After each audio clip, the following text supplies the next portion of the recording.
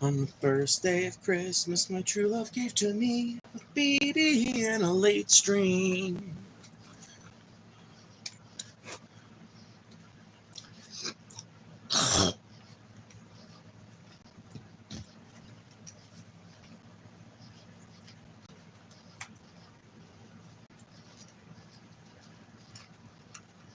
Why do my bangs look so weird? I brushed them. I combed them. I don't know why they look so weird.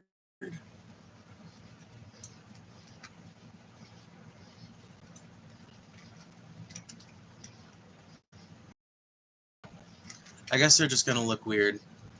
I guess that's just how it's going to be. What's up, Hope? Haven't seen you around in a while.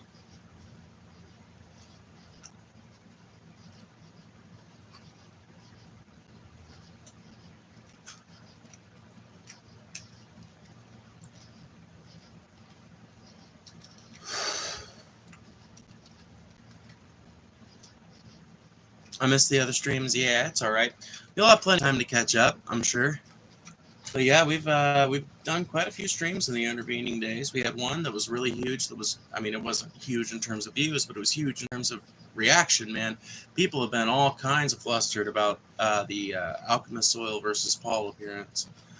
People have had a lot to say about my moderation style, but I haven't heard anyone say that it was boring.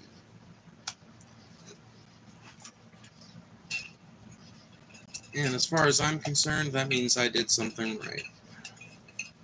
As far as I care, that means I did my job.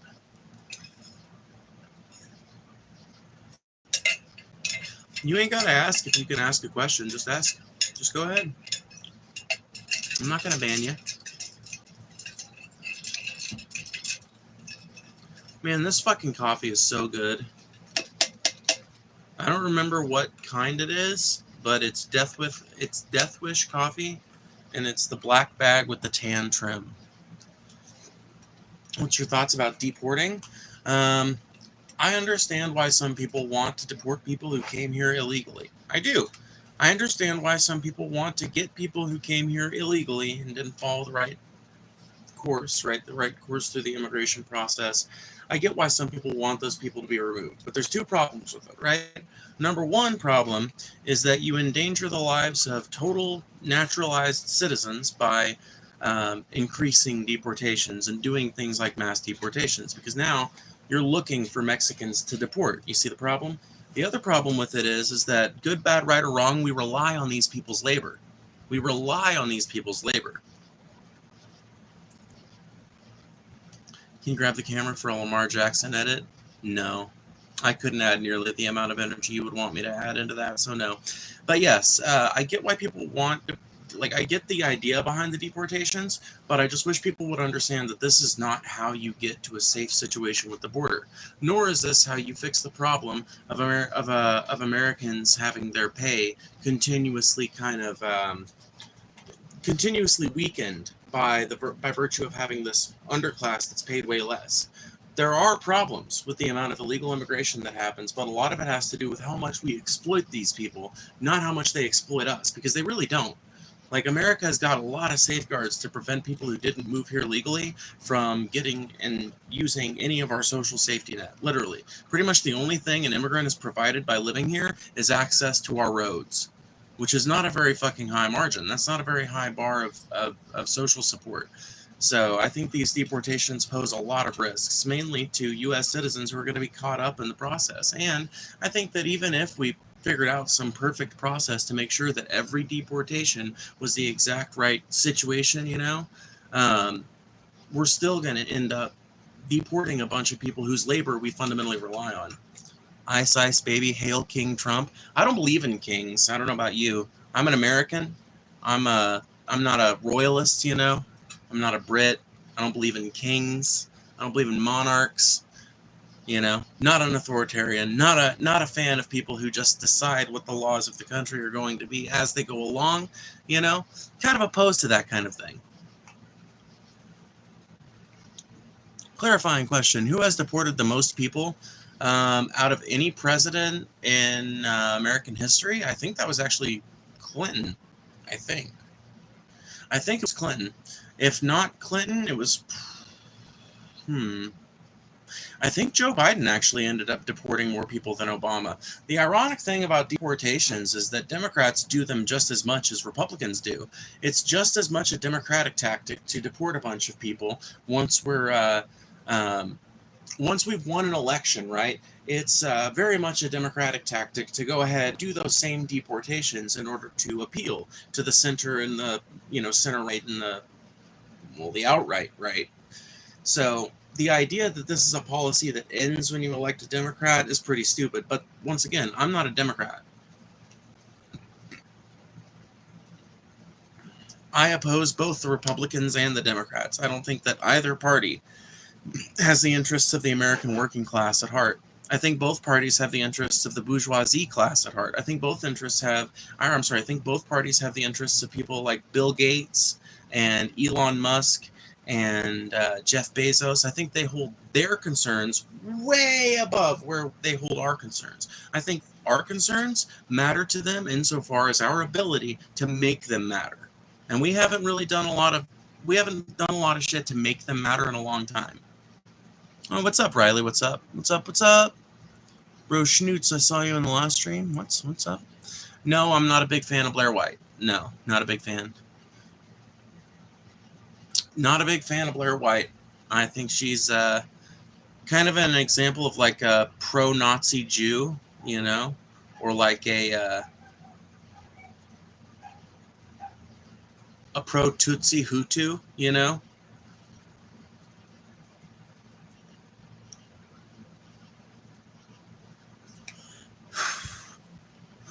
How the fuck you even hold your vape gaily? One of the best friends I've ever had once said that one of the cool things about me is that no matter what I do, no matter how unhealthy it is, no matter how strange it is, no matter how out of place it is, I always look like I'm doing it with the utmost confidence.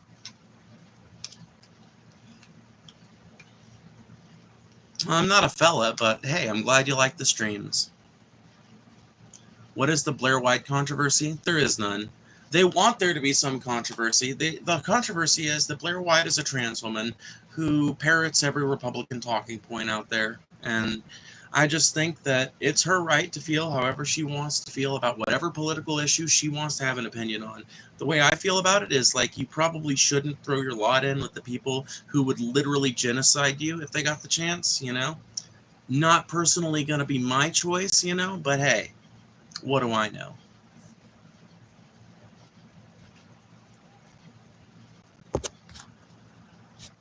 Oh, brother, this guy again. Get out of here, buddy. Oh, you're obsessed. You're obsessed. Don't time him out. Don't time him out. Don't ban him. You're obsessed. Why don't you give me more of your view hours, bitch? Tell me about your obsession even more. Tell me all of the different body parts of mine that you would love to see on OnlyFans. Why don't you just confess your sins right here, right now, to the entire internet? Don't worry. Your secret's safe with us. We know how much trans porn is on those hard drives. We can guess. Have you ever studied traditional metaphysics like Plato or Aristotle? No, I haven't studied. I've read some Plato. I've read some Aristotle. I wouldn't say I've studied them. Make sure you guys are hitting that like button, by the way. Every single time you hit that like button is another chance for the stream to go out to even more people's algorithms, which is another chance for the stream to become even more interesting by virtue of its chat becoming more participatory. That is the primary way to make sure you have a good time. Literally, the stream goes nowhere without you guys' help. But we can talk about whatever the fuck you guys want. I mean, you heard me talking to that dude about deportations. I'm not a crazy lib. I'm a far lefty, but I'm willing to have a conversation with anybody that comes up in here and doesn't come at me totally disrespectfully, You filming this on a potato? Yes, actually, it's a Yukon Gold. How did you guess? Can you make a philosophical defense for transgender? A philosophical defense? Yeah, bodily autonomy. I think that people should have the right to do whatever the fuck that they want, so long as it doesn't harm another person. I think that a person's right to bodily autonomy is perhaps the most important freedom that they have, and I think it's a freedom that is stifled in way too many societies.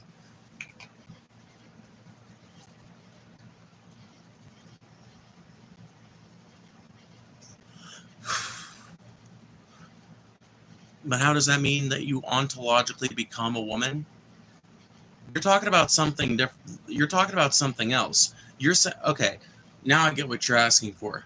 How would I philosophically defend trans people? Because gender is a social construct. This is not a philosophical argument, by the way. This is a psychological argument that you're looking for. There is no stark philosophical position to be found on the matter of what is a woman, because philosophy is going to have different answers on that depending on which philosopher you ask. The truth of the question, what is a woman? A woman is someone that you assume to have a vagina on the basis of her outward appearance, or someone that you assume identifies as a woman on the basis of her outward appearance. There you go. Any other definition will ontologically exclude women with MRKH, old women, women with PCOS, women with endometriosis. So how many women are we willing to exclude in order to also exclude trans women, right? Are we willing to exclude 10% of the female population? Are we willing to exclude 25% of the female population? Exactly what lengths are you willing to go to defend this rigid idea of gender? You literally just became a trans medicalist? No. I said anybody who you would assume to have a vagina on the basis of their outward appearance, or anyone that you would assume to identify as a woman on the basis of their outward appearance. I think that someone can still be trans. I think that you can still be trans without being openly identified as such. And I think that that person would, at least on the very least, on the inside, still be considered a woman. But as far as the colloquial definition, what do we think when we think woman, that is a different question from, do you think a trans person is still validly trans before they come out of the closet? Yes. It's a complicated question. I'm sorry that it can't be made as simple as you'd like it to be. I was like, whoa, Phoebe been streaming all night. Then I remembered I'm on what? I'm on Booms? Oh, okay. Take care later. Oh, okay. Sorry, Riley. Then you said XX and XY chromosomes, we all start out as females, so technically, I mean, not only that, but the XX-XY thing is way more complicated than that. There are people that are born with all sorts of arrangements of chromosomes that modify that a little bit. Add one there, add another here.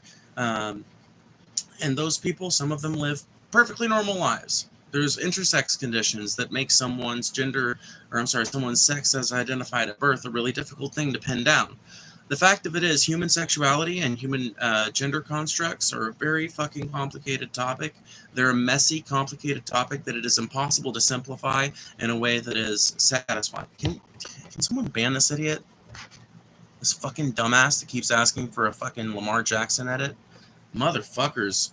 I swear to God, there are some people that arrive in internet chat rooms that literally do not have a brain cell to rub together with another one.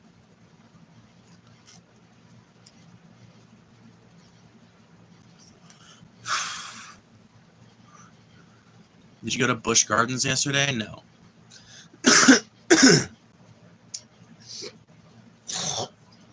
Busch Gardens, that's in St. Louis, isn't it? I don't even live in Missouri anymore. Not very ladylike? Yeah, I know. Everything I do is not very ladylike, according to people in the chat. But you know what the funny thing is about that? The funny thing is about that, before I identified as trans, before I was openly trans, I used to get told that everything I did was non-masculine. So it's funny that now that I am openly trans, now that I actually identify as a woman, people are oh so ready to point out things that are not ladylike about me, but they were also oh so ready to point out things that were not masculine about me. Sounds to me, I mean, it's beginning to sound a lot to me like you just can't please everybody.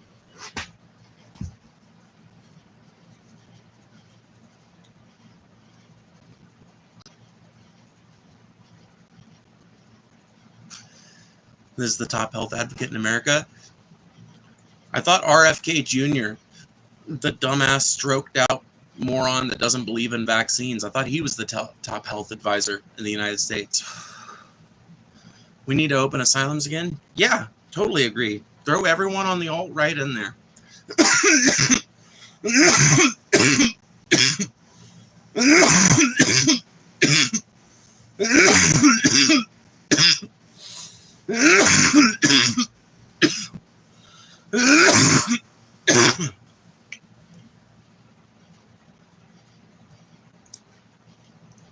RFK is like Ratatouille, but the worm is inside his head. Yeah, exactly. He's like Ratatouille, but instead of it being a rat, it's a worm, and instead of it being on top of his head, it's actually inside of his head.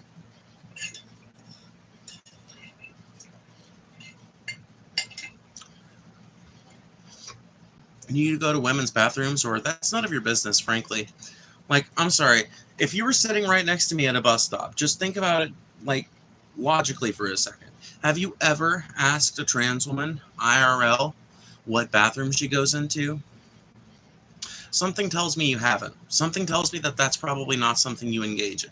Something tells me that if you're really that curious about it, you wait to see if she ends up going to the bathroom. Something tells me that most of the time you just kind of let your curiosity slip off into something else, because that's a completely impertinent question to ask a random stranger. Do you want to get married? Not particularly. I have a life partner that I'm very satisfied with, and I could definitely see spending the rest of my life with. The only reason I really consider marriage between me and her is because I recognize the benefits that the arrangement of marriage confers in this country. There are tax benefits, there are healthcare benefits and things like that, like being able to be at your spouse's side in an emergency situation. But as far as I don't know, really getting heavily invested in the idea of marriage, no. I'm not super sold on it. I'm cool with it, get married if you want to, but I don't know that it's the exact right thing for me. Might happen at some point, but I'm not begging for it, See life, bro? Oh, is that a member? Is that a member I see? Is that a member? Let me see here. That's so cool. Yeah, thank you for joining the membership, See Life, bro. Do you think trans women deserve to compete in women's sports? Do you think trans women deserve to compete in women's sports? I think that this is one of those weird issues that is meant to be a distraction, honestly, from all of the things that actually matter in this country. I would be perfectly happy with seeing there be co-ed leagues, okay? Have a women's league, a men's league, and a co-ed league. The people who are really fucking upset about trans people being in their sport can go with the men or the women's league, and the people who don't give a shit and just want to compete can join the co-ed league along with the trans people. There you go. I've solved this massive fucking matter of important discourse for the country. Co-ed leagues. There you go. Instantly solved. Massive piece of debate that's been happening in our country for 4 years. Obvious answer that hasn't been brought up by any major political party, but there you go. I agree co-ed leagues would totally solve it. Yeah, literally, it's a non-issue. It's something that we are made to argue about because they want us fighting with each other. They want us fighting with each other, not fighting them. Do you think hormone pills makes a woman stronger like a man? Do you mean if a trans man starts taking hormone replacement therapy? Yes, a trans man who starts taking hormone replacement therapy is going to probably notice an increase in their muscle density, an increase possibly in their bone density over a long enough time period. So yeah, 100%. Hormone replacement therapy does what it's intended to do, which is make a trans man's physicality way more close to that of a cis man. That's what it's supposed to do, and that's what it does. By the way, there's 120 people in here. Make sure you guys hit that like button. It really does help. It's one of the best ways, in fact, to help the channel without sending a super chat or joining the membership, which are also things you can do. But if you hit that like button, it sends this out to even more people's algorithms, which is the best way to make sure that this stream stays interesting and engaging. Do you have parents? Doesn't everybody? I think what you mean is, do I have supportive parents? And yes, I do. I like how everyone asking the good questions are getting blocked instantly, but everyone that agrees with them stays on. I've been, literally, I've been answering so many fucking questions. I was just answering the trans bathroom question, but you're not satisfied because I'm not reading any of the people who are literally just typing, ugh, and what happened to Harry Potter. Are those the questions that you would like me to answer, Professor?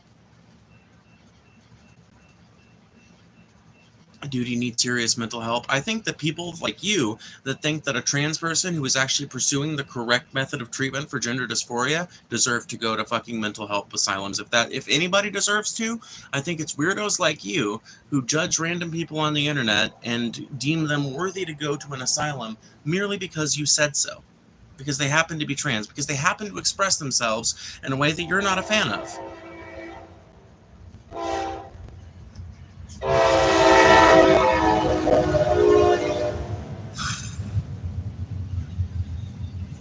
Do you think some children are influenced into becoming trans to be a part of kind of like why some kids join gangs? Hold on, let me turn the idiot button on and I will answer that. We'll turn it to a 5-minute sub mode. We'll turn it to a slow mode of 15 seconds. Okay. Actually, you know what? We'll turn it to a 1-minute sub mode. Okay, there we go. Now that the idiot button's turned on, welcome to a conversation we can actually fucking have. Okay, so to answer that question, do I think some kids get influenced into being trans?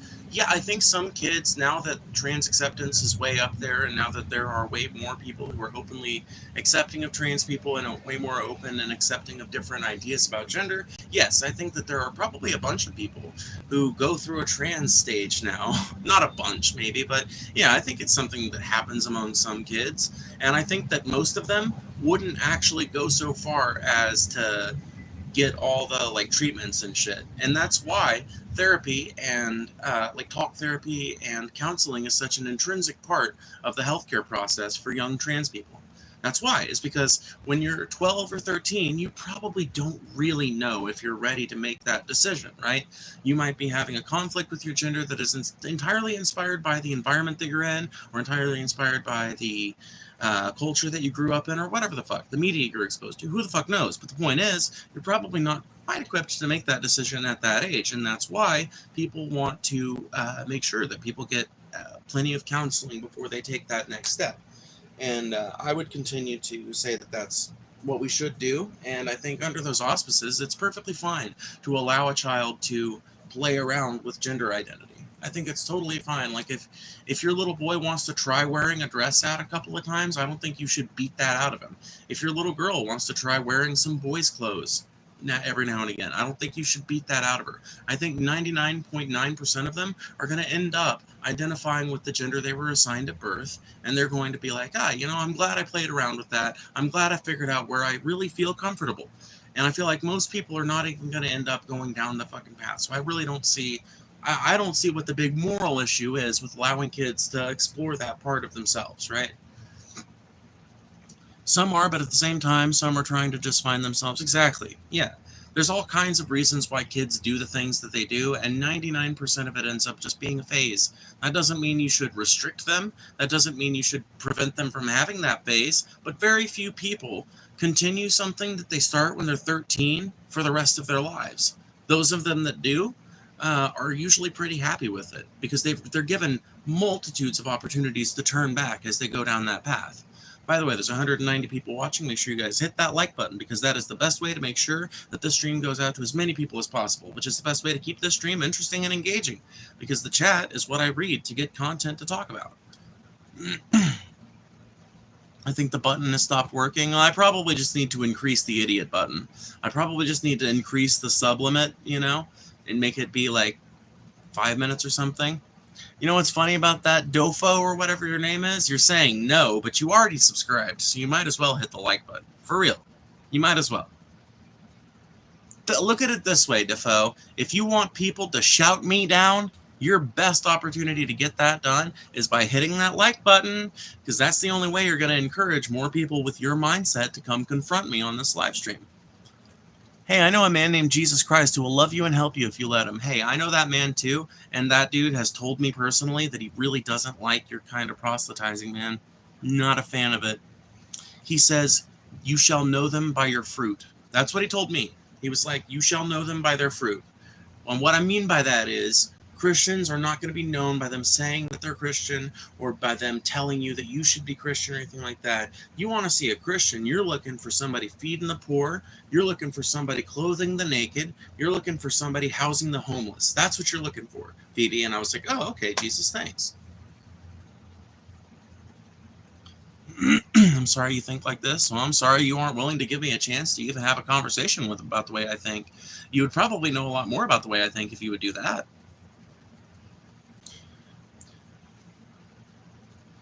What religion are you, if you don't mind me asking? No, I don't mind asking. What religion am I? I'm not a specific religion. I don't know. I'm a crazy hippie.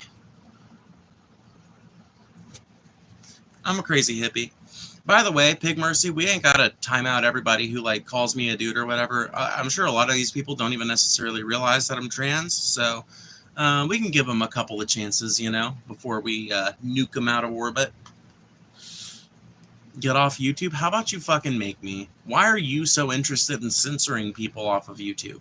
Why do you think that you personally should be the person who gets to determine whether I can make content or not?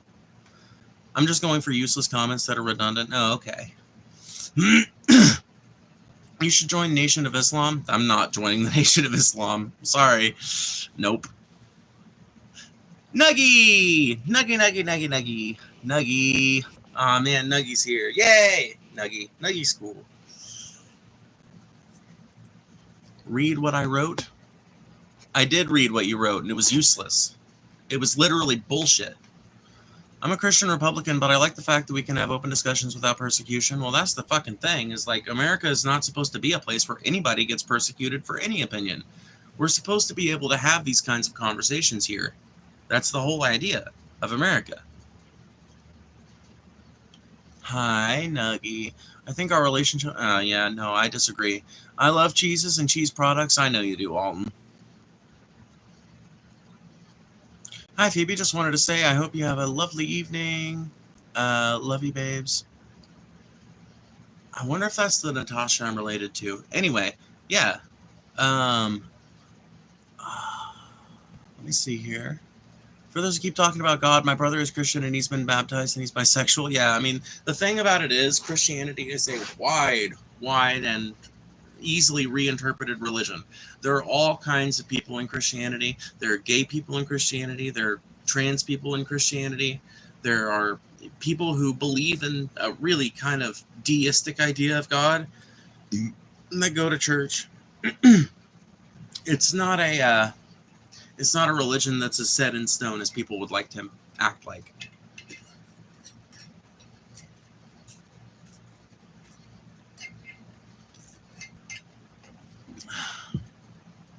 Let me see here.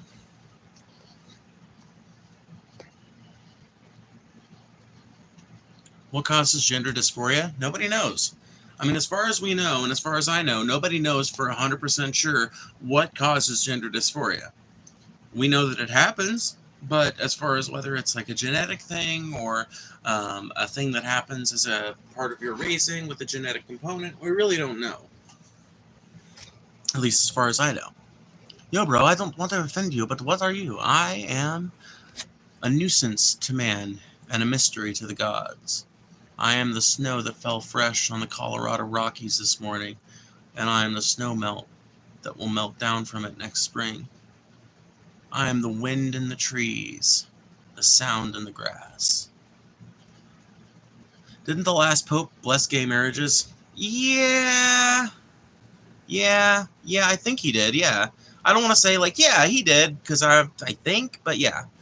Join the Serpent King as family. Together we will devour the very gods. Yeah, what's up, Merrick? You're related to a Natasha? Small world for sure, haha, no, not sure if we're related. Oh, okay. Well, when you said what you did, I just assumed, because somebody else from my family, ironically from the same side of my family that the Natasha I'm related to is from, but somebody from my family was in here the other day, and I was like, ah, neat, I wonder if I'm related to that person. But anyway, oh, super chat. Allahu Akbar. Alrighty. I appreciate the Canadian $7. That's awfully kind of you. Thank you. Assalamu alaikum. You're blessed. Your parents are supportive. Oh, I know. It could be a lot worse. And honestly, a lot of queer people have to live under households that are completely unsupportive. And that is luckily a curse that I have not had to deal with, So I'm pretty happy about that. Yeah. One question, do you support the LA riots, right? The way I see it, the riot is the language of the unheard, my friend. You don't want to riot? Don't do the shit that incites riots. It's a pretty simple thing. Really, it's very simple math. If you don't want to riot, don't do shit that makes people riot, Aw, thank you for that $1. I appreciate you. You're very kind. And by the way, if anybody else wants to super chat, that is the absolute best way to make sure your chat gets read. I read every single super chat as long as it doesn't break TOS. And if you really want to have an argument about a specific topic, or you want to bring some specific news to the stream or something like that, that is 110% your easiest way of doing it. Also, we have memberships open. And if we get enough members going, we're going to be doing members-only chats. All I want to see is like 5 or 6 members in here, and we'll start doing members-only chats. But to do that, we're going to need 20 or 30 members. So sign up for that. It's super fucking cheap, and it gets you a ton of shit. So go look into that. What are your thoughts on Stalin? I think Stalin might have ruined the only chance that the USSR had. I think the USSR could have been communist if it had not been for Stalin, basically. I think that communism might have actually worked. I think like world communism might have actually worked had it not been for Stalin.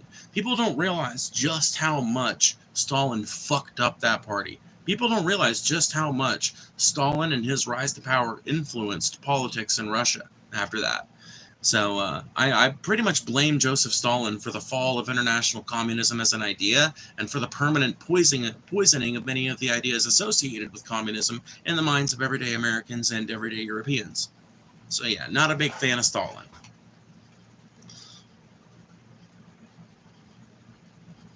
Hi, I'm sorry I can't donate anything because you seem very nice, but I just wanted to say I love your glasses and your hair. Oh, thank you. I appreciate that. I've had these same glasses forever. They're literally held together by duct tape on this side, but it is what it is. What are your thoughts on Hitler? The same as anybody else's, I guess. Horrible guy. Killed 6 million Jews. Probably should have been assassinated way before he was. Or way before he had the chance to kill himself, because the Allies literally invaded Germany to the point where they pushed directly into Berlin. You know, I think the CIA and the MI6 probably could have done away with his dumbass a lot longer before that, but who knows? You can't rewrite history, right? That's the big fucking thing. But no, I'm not a fan of Hitler either. Are you Jewish perchance? No. I've actually had a 23andMe done. I am exactly 0% Jewish. The only like exotic ethnicities I've got in me is I've got like 0.06 Sub-Saharan African and 0.04 Northern Indian and Pakistani. So like 1% of my DNA is from places other than white people places. I was about to come in and call you Peter Gay Friend, but you're actually cool as fuck. Yeah, see what happens when you give people a chance? Yeah, the rest of you guys should take that advice. By the way, everybody keep watching this stream and share it around, because I want to get us up to 666 viewers. That would be dope. You praised... I didn't praise Stalin? What the... Huh? Man, motherfucker ain't even listening. I literally just listed off reasons why Stalin might be one of the worst fucking...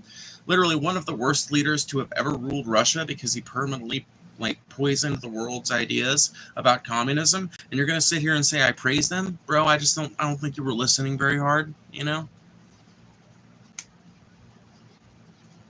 Are you a devil worshiper? No.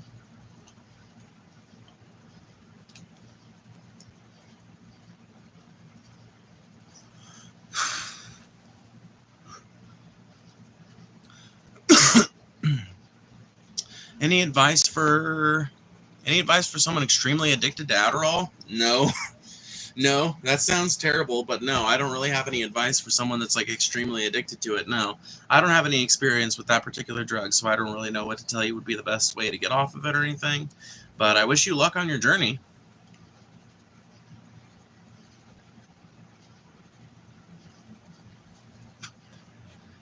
One more question. Don't you think that calling Trump a Nazi is way too far if you compare him to actual Nazis? Yes, but I also see the rhetorical point. I think it depends on who your audience is. I think it's less harmful to call Trump a Nazi if you're a leftist arguing with other leftists, right? Because, you know...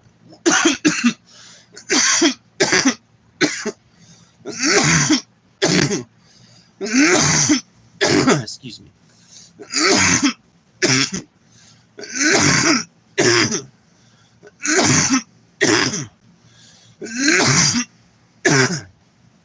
I think if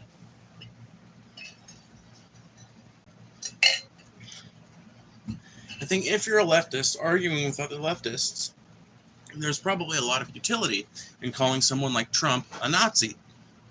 But if you're trying to talk to someone who is on the right or in the center or on the center right, you really don't want to use that kind of language, no. Because, yeah, a lot of normies find that comparison pretty wild. Now, I will tell you, there are some leftist theory-based reasons why people like me will sometimes call Trump a Nazi. If you want to have a conversation about it, I'm willing to tell you what the comparisons to be made are. It's not an entirely, let me just put it this way, it's not an entirely unfair comparison. Now, what I will tell you, though, is that the problem with it is that many of these same things can also be applied to Democratic presidents. The real problem is the expansion of executive power in America. The real problem is the amount of authority the president has been given. The real problem is the amount of deference that the American people have been trained into giving the presidency. It's got less to do with the Republicans and the Democrats and more to do with their combined willingness to fuck over the American people. Have you got bottom surgery? No. Once again, another question you would probably not ask someone at the bus station, but what are your thoughts on Israel bombing Iran's nuclear facilities? I think that we know about as much as nobody. Literally, this is one of those weird fucking things, like when it comes to current events, where one side of the aisle is saying, you know, this barely did anything, they're going to be back to enriching uranium in a few months. The other side of the aisle is acting like they completely destroyed their nuclear capabilities and they're now years set behind. The problem is, if you listen to the American intelligence community just a couple months ago, Iran was apparently still years away just a few months ago. So according to the American intelligence community, Iran can go from being years away to having a nuke to being months away from having a nuke in like 2 or 3 weeks. So that's why you cannot trust any of the takes that you're hearing out of the Defense Department right now. You cannot take the opinions of the Department of Defense seriously right now. You cannot take the opinions or takes of the State Department seriously right now because they are contradictory depending on the whim of the White House and depending on the whim of Bibi Netanyahu. Those are the people who have power over what the American intelligence community is going to tell us peons about the situation. Hold on. Let me make this. There we go. Now it'll really just be the people of value. Now it'll really be the people of value. No, I'm not going to set it up there. I'm not going to set it up to fucking 10 minutes, but I will set it to 5 minutes. How old am I? I will be 27, actually, in a little less than 2 months. What are your thoughts on women being oppressed in the Middle East and getting pissed on for disobeying? I think that's horrible. I think that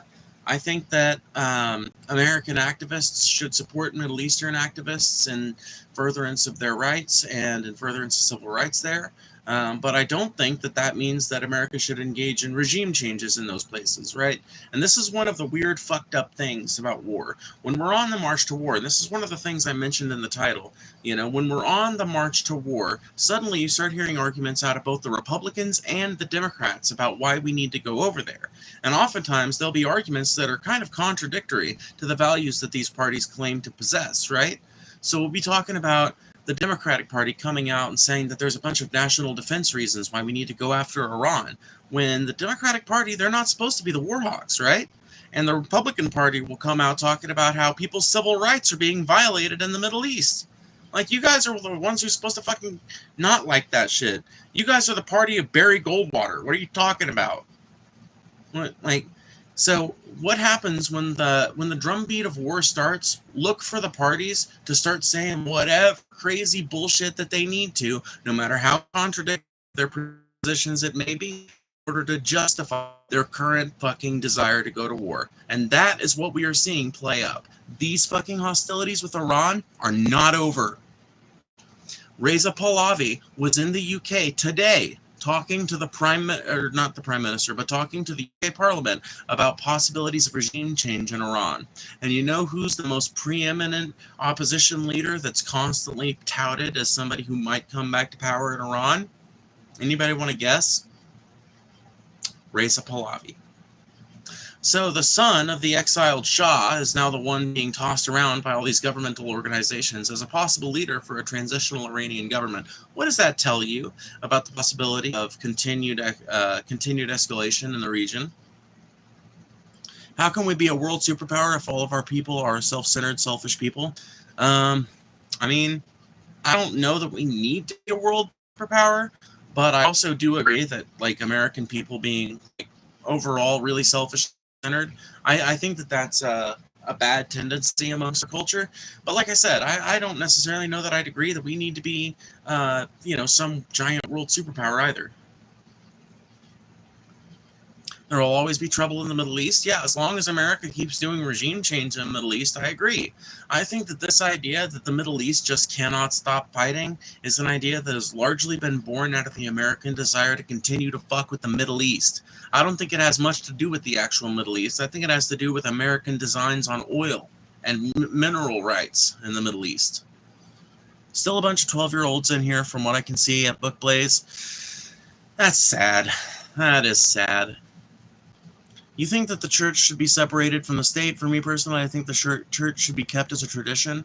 Well, it's one thing to think that you should keep churches around as an institution, and another thing to think that churches should be given any influence in your government. I don't think the churches should have any influence in the government. They don't pay any taxes, and they are supposed to be an extra governmental organization that is not beholden to the whims of government.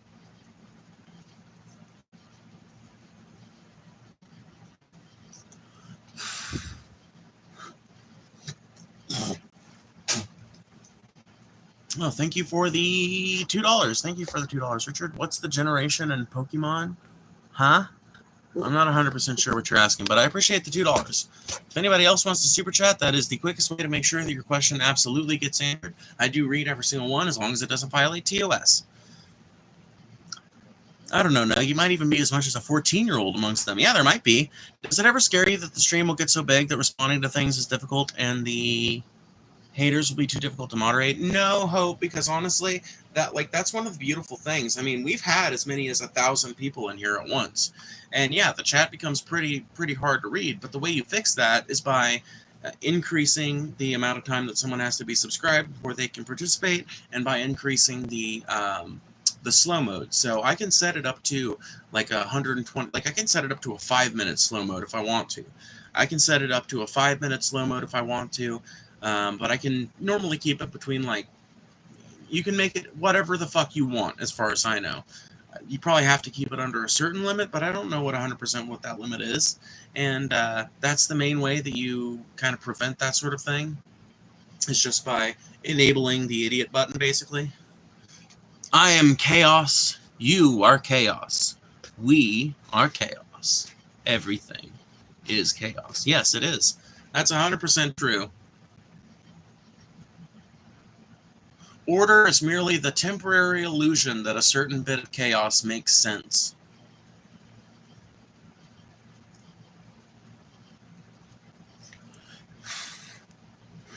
Order is chaos that benefits the perceiver.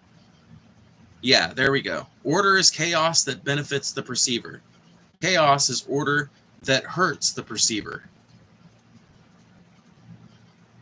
What is your religion? That's me in the corner. That's me in the spotlight. Losing my religion. Who are you saying is being obsessed? What? I'm not sure what you're talking about or who you're talking about. I'm going to go because the stream is a little chaotic tonight. Thanks for streaming so much. Oh, of course, Hope Price. Of course. I'm always happy to see you in here. You always have intelligent things to ask. You've always got a wonderful vibe in the conversation. So I'm always massively appreciative of your contributions every night. Spam, I love Jesus. Yeah, if you want to get banned here, sure, go ahead. If you want to get banned here, go ahead. Sosa? I can't speak Sosa. I wish I could, though. I wish I could speak Sosa. What are you saying is obsessed with me? What are you talking about? Did I say someone was obsessed with me? Anyway, do you like Beatles/Bugs? Also, I'm so happy to see older trans folks. I feel less alone. Aw, Goofy Goober. When you say older trans people, God, now you made me feel well and truly old. Am I that old? I'm gonna be 27 in a month or two. Yeah, I guess that is. Whatever. Okay. Anyway, I'm not gonna focus on that. What I am gonna focus on is answering your question, which was, do you like beetles / bugs? Yay! At a distance, yes. I am super fascinated by insects. Literally, super fucking fascinated by insects and beetles. Like, especially the smaller they are, I'm super comfortable with them. I really don't like them buzzing around my head and shit. Like if I've got lights on outside sitting around the porch. When it comes to katydids, though, like there are a few things I'm terrified of that I literally will not abide them being around me. If one lands near me, I will literally go in a different place. I will like scream and run. And those bugs are katydids and cicadas. I'm terrified of those two bugs. If they get anywhere fucking near me, I'm gone. But I love seeing them at a distance. Like, I love it when a katydid or a cicada lands on a window or something that's far away from a door at my house. I love it when that happens because I can, like, watch them and, you know, watch them go about their business and stuff like that without hurting them or without them getting hurt, without them bugging me. But, yeah. Weevils are my favorite kind of beetles, and atlas beetles. Dude, weevils are a, it's funny. You've managed to land on a gardener's stream. Weevils are like my mortal enemy. One of them, I guess. Bro, if I had to wait, I'm going to say, who supports this? Like, actually, do you love your life? God said in the Bible he accepts all, but at some point it says if you try to What? Oy vey. Rewrite that comment into something that makes sense if you type it out loud. Please, I'm begging you. Hello. Greetings. Genuine question. What do you think is one thing an average person can do to improve the society around them? One thing the average person can do to improve the society around them. Ooh, that's a good one. That's a really good one. There's a lot of things you can do to improve the society around you. A lot of things.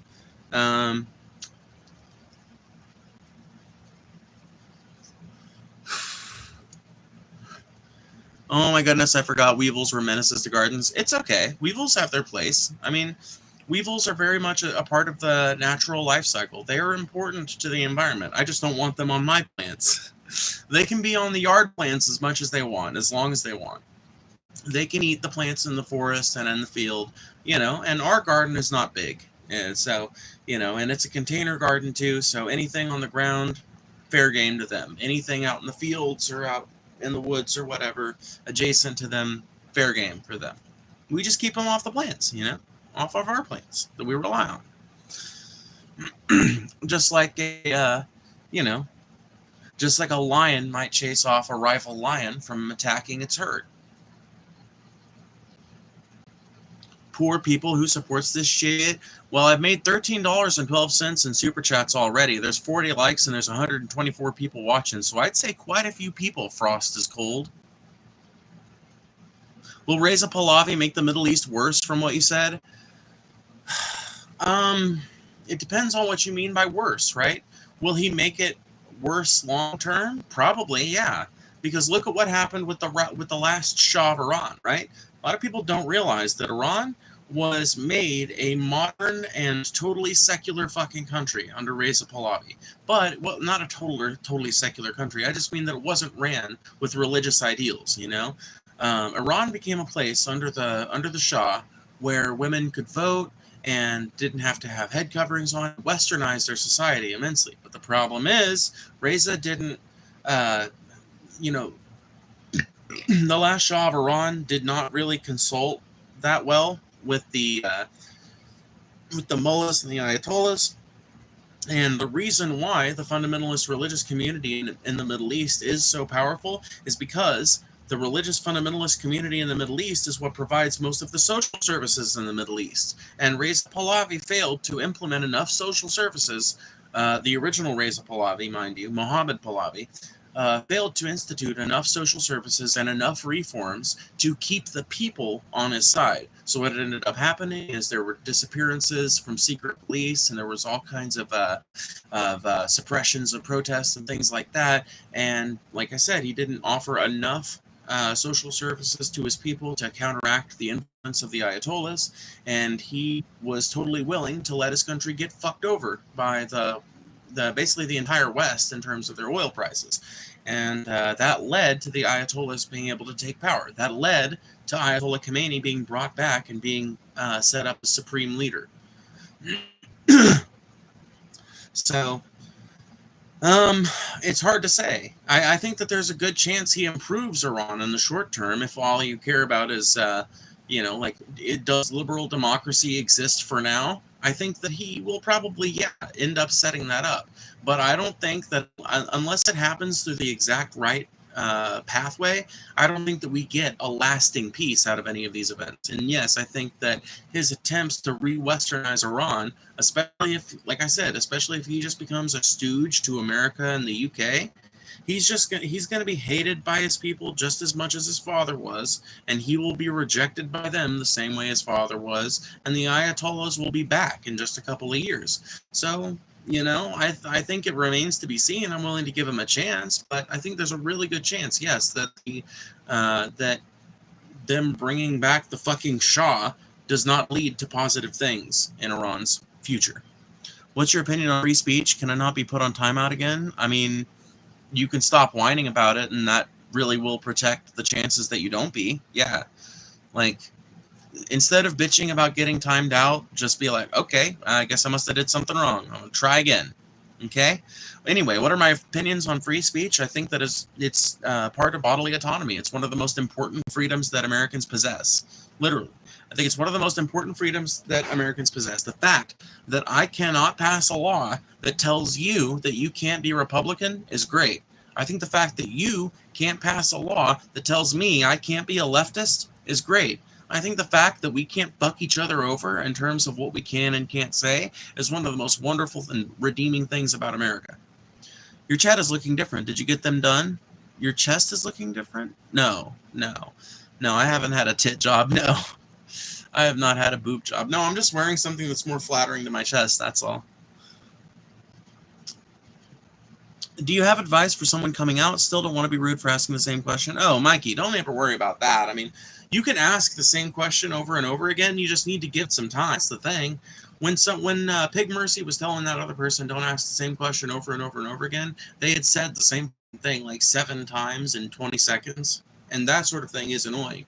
But yeah, you kind of have to repeat a question in order for me to see it, or super chat it, but not everybody has the money to super chat. Do I have any advice for coming out? Yeah. Know the people you're coming out to beforehand. If you're coming out to somebody that you rely on, make sure that you've got some other outlet for that. Like, if it's somebody that you rely on to give you rides from work, make sure that you've got someone else lined up who's willing to give you rides to and from work before you come out. If it's somebody that you live with, make sure, unless it's somebody you know for a fact is going to be supportive. If it's somebody you know for a fact is going to be supportive, don't sweat it. It's really not that big a deal. If it's somebody you know has been supportive of other queer people, you should expect a conversation where they're going to probe a little bit, but you shouldn't expect some kind of backlash. If it's somebody that you've seen be hateful towards queer people, or that you think has like a neutral opinion or a neutral to bad kind of opinion, you have to be careful about that kind of thing. But the biggest piece of advice I can tell you is just to not come out to someone you're not 100% sure is going to be accepting until you've figured out another alternative avenue for getting whatever you normally get from that person. I know that sounds horrible, but it's just something that queer people don't consider deeply enough before they come out, and then they end up getting kicked out and have nowhere to go and have no plans or anything like that, when really the best thing you can do is find out who in your family and friend group is open and honest and cool with queer people. Come out to those people, establish rapport with them, and make sure that your life doesn't get thrown into fucking complete array because you chose to come out to the people that you love. My mom was really accepting when I came out, so happy to have an accepting mom. Yeah, me too. It is a rare gift, but it is definitely a gift. How would you feel about sending gang members to war? I mean, these boys live every day in a war zone. I'd say if instead of letting dudes rot in prison for the rest of their lives, maybe give them a chance. Honestly, Tyson, I would be cool with that. Yeah, 100%. And in fact, it's been tried a couple of times in America's history to pretty good effect, honestly. The fucked up thing is, the United States Armed Services already recruit pretty heavily from gangs. They just don't do it openly, right? There are 2 different recruiters assigned to Flint, Michigan. Or actually there are a bunch of recruiters assigned to Flint, Michigan, but there are these 2 that appear in a Michael Moore documentary. I think it's Fahrenheit 9/11. It's either Fahrenheit 9/11 or Fahrenheit 11/9. Can't remember which one. But they cover these 2 recruiters.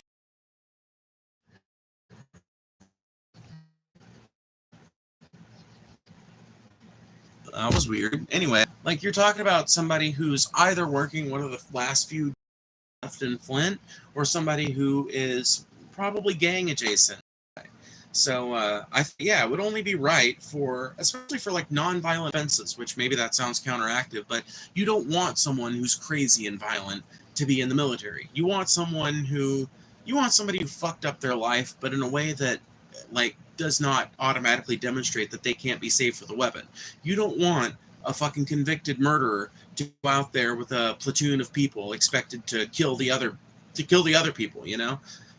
People who are violent with guns under one situation are not necessarily going to be able to change and fix that for loyalty's sake if they join the army. But I think when it comes to quite a few, or maybe even like some violent offenders would be okay. Maybe it should be a case-by-case thing. But yeah, I would be totally cool with that. Like, make it its own regimen if you have to, The only reason I know about U.S. incarceration rates is because of that one Sewed song. I'm not even sure who that is, but yeah, right on. I'm glad somebody's getting the word out there. Oh no, I was saying send them 15-year-olds in Philly with 3 murders. I'm talking about those, because like, what else are we going to do with them? Rehabilitate them would be my thing. I mean, I think that a lot of these kids that have already got like 3 bodies under their belt, they're only fucking 15. You're talking about somebody who's functionally a child soldier. And there have been people who were child soldiers who grew up to have perfectly happy, healthy lives. They just need a bit of support. They need support that isn't easy to find in America, right? I think that there need to be real rehabilitation programs that are specifically built to take people who've grown up in this sort of severe poverty and give them the opportunity to learn a different life.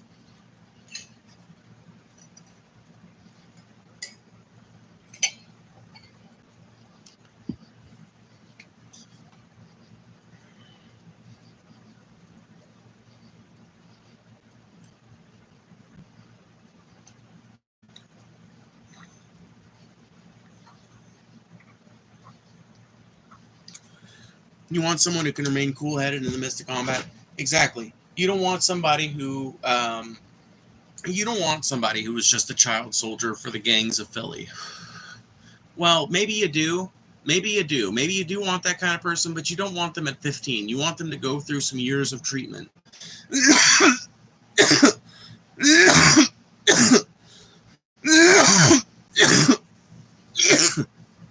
I'm never going to advocate for putting kids in harm's way. Never. I don't care how much they fucked up. I have a son, and I have already cried just a few times from hearing songs that talk about kids going to war and shit. There's not a goddamn... Wild horses couldn't make me say, yeah, send that 15-year-old kid to war. I'm sorry, I just can't... I can't do it. But maybe it would be a good idea to funnel some of these kids who've already got like a rap sheet a mile long. Maybe it would be a good idea to funnel them into a treatment program that keeps a hold of them and makes sure that they're doing the right thing until 17 or 18 and gives them the option like, hey, this is a great option if you want to really funnel this rage to good use. You can get outside and you're working all day and all this other shit. Maybe it's not a bad option. I really don't know. But you realize its policy is not going to go anywhere, right? We're talking crazy shit here that would never be adopted by the American people.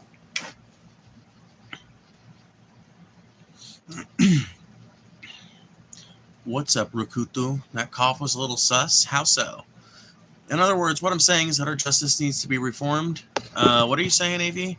Due to crime and, police reform is needed since it's somewhat outdated in some areas. Oh, dude, policing is massively outdated in some areas. Some areas are still being policed like it's fucking 1985. And other areas are being policed like it's 2085, So there are some places that literally have police drones and all kinds of surveillance state cameras everywhere and shit. And then there are places where, literally, you're talking every fucking cop in town has an old beat-up cruiser There's no modern technology. All the methods being used are old. The fucking forensic technology is old. There's only 2 detectives left on the force, and they're both in their 70s. I mean, there are just some places that are functionally dying, and so their police force is functionally dying, you know? And yeah, it needs a lot of reform. I think, honestly, there are a lot of places in this country that could do with some federal overhaul of their policing. You are very wise. You really know what you're talking about. I don't know about that, Mikey. I don't know about that. I wouldn't say I'm any wiser than the average person. I just read. Really. I read, and I know how to parse bullshit, basically. You've been to jail before? Yes, I have. I've actually been on both sides of the bars, if you can believe it. I've been a correctional officer, and I've been to jail before. Not that it came to anything. I've never been to prison, but still. I'm afraid of cops, low-key. I'm worried a racist will try and put my stepdad in jail. I wouldn't be so worried about it. It's not like it happens to every single black person, right? It's not like it happens to every single brown person, but it's something that people worry about because it's more common than it should be. It's like 1 in every 3 black men has gone to prison in some places. And that makes people afraid that they're going to be the next one, or their family member's going to be the next one. Can we get a 360 of me? I guess. I don't really know what the point would be. But I don't think you could get a good 360 anyway, because even if I stand up, I mean, well, maybe. No, see? Because it's not going to work, because you're not even going to be able to see the top of me. I was just done from jury duty. Man, all these policing policies are whack. I don't know how the hell cops are missing critical points of evidence. It just doesn't add up. Well, it's because police have become less a force of investigating crimes and solving murders and getting shit, like litigating the community's problems, and they're more about like a protection racket for these fucking businesses. Like, the police exist less nowadays to provide some sort of critical social service and more to provide protection for these big corporate businesses and small businesses. That's basically what the cops are there for, to make sure that if you're impinging on someone's right to make a bunch of money, they're there to put you in your place. That's what the cops are there for. They're not there to investigate crimes. That's something that they do so that the people don't rise up and literally tear them from their fucking cars and literally tear them out of their police departments. Something that they do, and they do it shittily too, which proves to you how little they give a shit about it. The solve rates in a lot of police departments are abysmal. So a lot of these people just don't even give a shit about it. A lot of these cops don't even give a fuck about solving crimes. And that's because, like I said, policing in America is no longer about serving and protecting. It's not about keeping the people safe from crime or anything like that. It's about keeping money safe from any encroachment on its further self-regeneration or whatever. And it's about enabling some people in the society to act out their hero fantasies. That's what policing has become about in America, and as long as it remains that, yeah, you're not going to have cops that give a shit about the evidence. You're not going to have cops that give a shit about maintaining a strict standard when it comes to the evidence that they gather and the way that they prosecute their cases, like the way they go about making sure that their cases can be prosecuted properly, because right now it's not about that. There's not enough of an incentive in there for them for that. The police are no longer public servants, exactly. Jesus loves you and he died on a cross. Dude, I am so sick to death of reading comments like yours. You are literally acting like a robot, my friend. You're acting like a robot. You're not even engaging in the conversation that we're having. You're just bulldozing in here with your weird Christian shit to try and proselytize to me when I'm trying to have an interesting conversation with the people in my chat. Can you not do that, please? It's important to know your rights. It will make you feel better. Yeah, 100%. I'll start learning about them so I can stay safe. Yes, please. Learn about what your rights are as far as if you're stopped by the police. Remember, don't answer questions. You don't have to be mean about it either. Just be like, and if you're going to answer questions, be vague about it, you know. But in general, don't answer questions. Like, give them your license and registration. You're usually required to do that. But other than that, just be like, I'm sorry, I don't really feel comfortable asking any questions. If they ask you to search your vehicle, say no. If they do it anyway, Do it in protest. If they decide to search your vehicle anyway, do it in protest and make sure you continuously say that you don't have any drugs in your car. Remember, the same tactics that cops use to defend their actions through the body cam footage are the same tactics that you can do to make sure that the court case goes in your manner. So do it with protest the whole time. Explain to them you have to have you have to have reasonable articulable suspicion of a crime having been committed in order for you to have justification to search my car.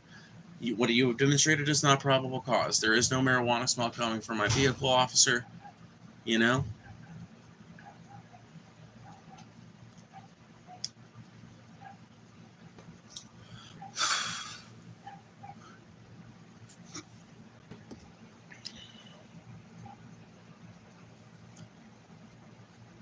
Be grateful for the cops you have, because they could be a lot worse. I mean, be grateful for the cops you have if what you've got are like small town cops that don't really fuck with people that much. Yeah, because it could be a lot worse. Some cops literally are just roided up rage beasts that do nothing but fuck up their own communities. NYC murder rate is in the mid-70s. Chicago's in the 30s. It all depends on where you live, too. I mean, yeah, different cities are differently able at doing things about the violence rate in their cities. It's not something that, like, no one solution works for every region. I'm a lawyer, no probable cause, and no consent is the way. Yeah, 100%.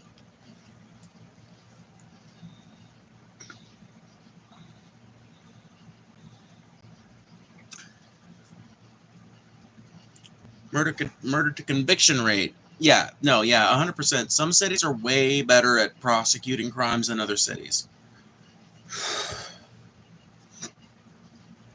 Another random Christian trying to proselytize to me about a religion that I'm well familiar with. Bro, I probably know more about the Bible than you do, pizza. You realize that? Hold on, I'm going to turn off video so more people can talk. But you realize, pizza, I fucking probably know more about the Bible than you do? Like, have you considered that? Have you even considered that? There you go. Now everybody can talk again. Let some people trickle in. Well, it's because Chicago is a corrupt city, but that's besides the point. It's wild. It's in the 30s. Yeah. Yeah, so in the 30s, that means for every 10 murders committed, 3 are solved, right? And 70s would be like for every 10 murders, 7 are solved. If I'm understanding the statistics that you've given to me correctly. Oh boy, here we go. Well, I started to see the view numbers going down a little bit, so I was like, well, let's open back up the floodgates. That usually helps. That usually helps draw people back in. Oh man, hope this doesn't go crazy. You never know, it might. I hope it does go crazy, dude. Share this stream everywhere. Hit the like button if you haven't already.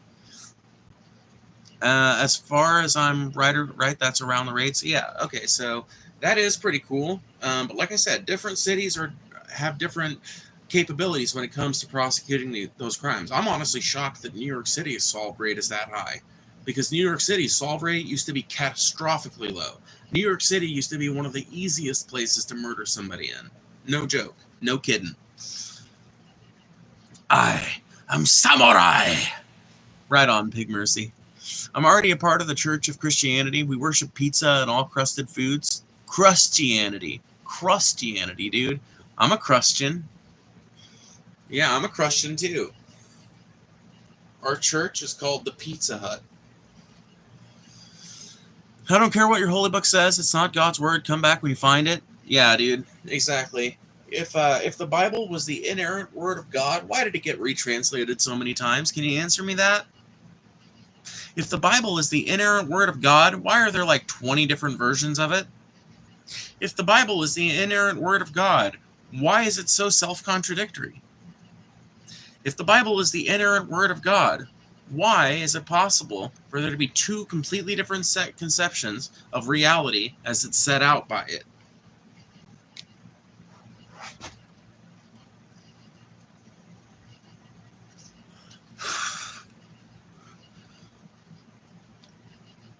It's not in any text written by fallible humans. Yeah, I tend to agree. I think that if the divine, if there is some sort of divinity out there, and if it did issue its words out somewhere, somehow I doubt that the Bible is that. Like um, a bunch of scrolls written by goat herders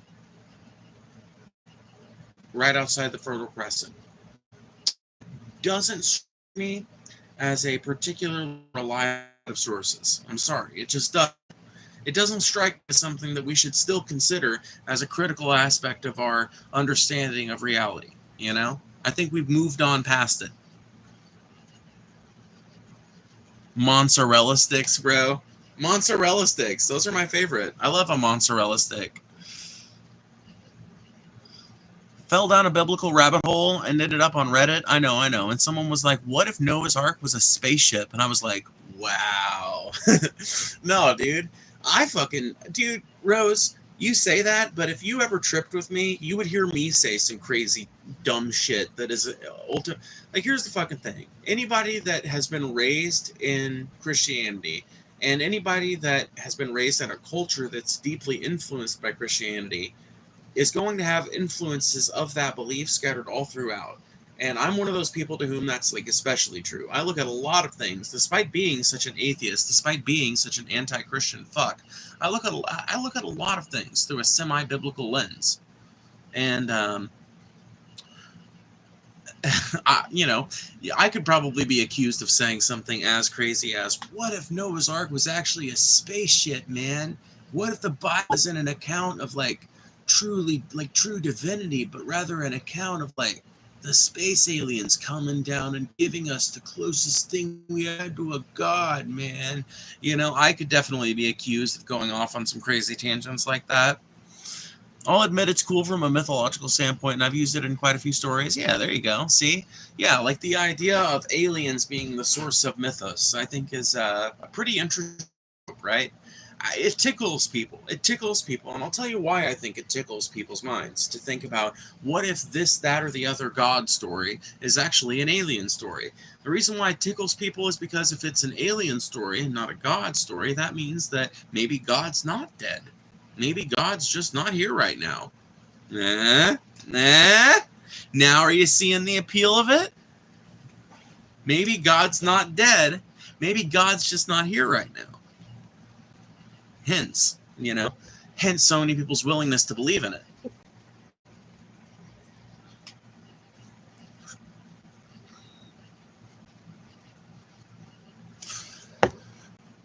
I don't know about you, but even though I'm uncomfortable with Christianity itself, I love the stories because of the mythology. Yeah, I'm uncomfortable with the Christian community for the most part. I think the stories are pretty interesting, honestly. I think the stories are pretty fascinating. The Bible is not the Word of God. It's a third-hand account. I don't even think most Christians believe that unless they are one of the fanatical sects. Unlike Muslims who believe the Quran is the Word of God. Well, even with Muslims, that depends, honestly. The idea that Muslims are a monolith is it's an idea that's mainly pushed by a few sects of Islam and a bunch of Western culture. It's not something that's actually true. Muslims have all kinds of different beliefs, just like Christians do, and all kinds of different sects. There are sects within sects in Islam, just like there are sects within Christianity. And so I wouldn't say that all Muslims believe that the Quran is the perfect inerrant word of God. There are definitely some agnostic Muslims. There are definitely some Muslims that look at it as more of an undetermined kind of thing.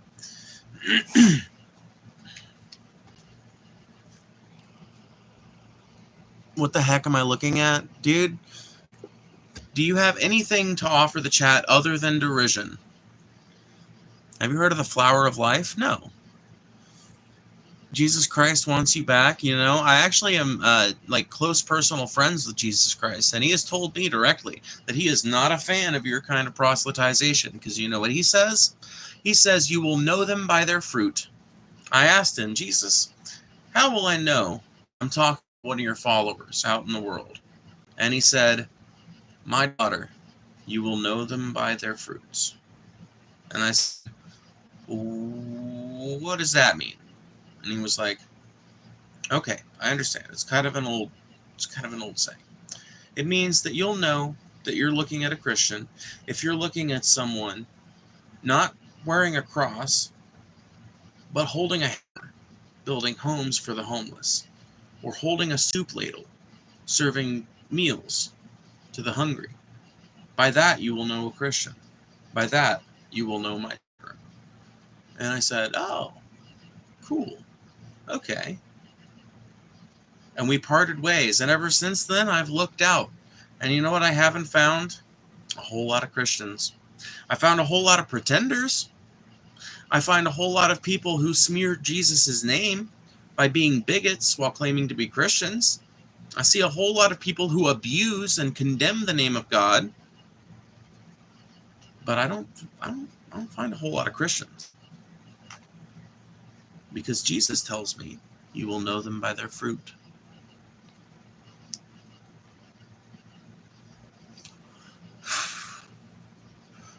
I might not agree with you, but bro is speaking truth though, so big. Yeah, see, there we go. You know, it just goes to show you, just because we've got some different beliefs, because we come at things from a different direction, just because I'm willing to get mad at some Republicans when they say some mean shit in my chat, does not mean that I don't have a good head on my shoulders. It doesn't mean we can't have a good conversation, you know. Guessing you know about Christmas? That Christmas was originally a pagan holiday that was appropriated by the Christians in order to convince pagans to join their religion, or in order to justify certain pagans who were forcibly converted continuing to practice their holidays so that the transition wouldn't be as severe? Yeah. Christ willingly washed the feet of others. People forget Jesus was not judgmental, he was humble. Exactly. Jesus offered no judgment. Jesus offered forgiveness. Jesus offered no hatred. Jesus offered love. Jesus offered no condemnation. Jesus offered salvation.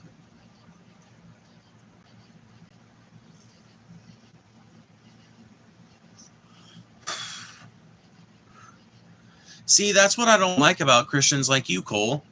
Why are you framing it as you're trying to save me from eternal damnation and not you're trying to introduce me to the wonder of God? See, that's the fucking thing, is that the Bible does not call for you. Jesus was supposed to be the only fire and brimstone preacher. You realize that, right? You realize that Jesus was the only one. Jesus is the one preacher, according to Christianity, qualified to make the fire and brimstone argument. You know what Jesus told you guys to do in order to convince others, in order to save others, in order to introduce them to the kingdom of God? He said, only through me shall ye know the Father. He wants you to introduce other people to him. And what was Jesus? More than anything, Jesus was a hippie. Jesus was a homeless, hippie, dirty peace activist. Jesus was a communist. Jesus wanted to feed the hungry. Jesus wanted to house the homeless. Jesus wanted to see a more equitable world. Jesus fought for the rights and for the forgiveness of people who sinned against him, who sinned against his Father's church. Jesus was a being of forgiveness, a being of understanding, a being of grace. And grace is not something that I find a lot in the Christian church anymore.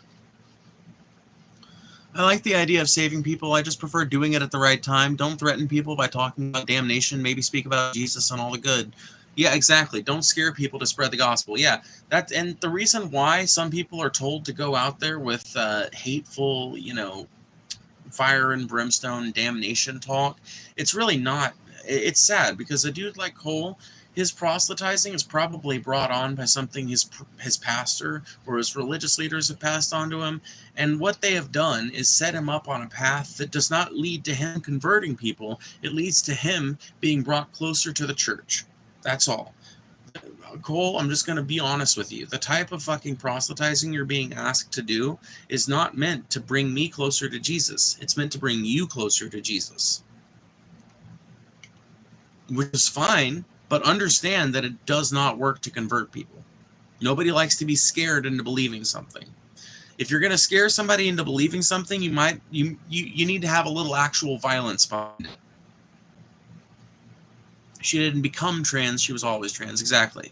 Serious question, what made you become trans? I think what you're actually probably asking for is what made me come out as trans, right? Let me just confirm that that's what you're asking before I answer.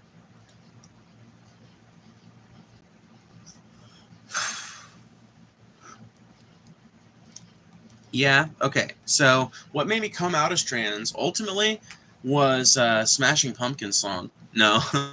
No, I guess that was what made me finally make the decision, but I had wanted to come out as trans for a really long time. I came out as trans in March of 2025, March or April, I can't actually remember. But hold on.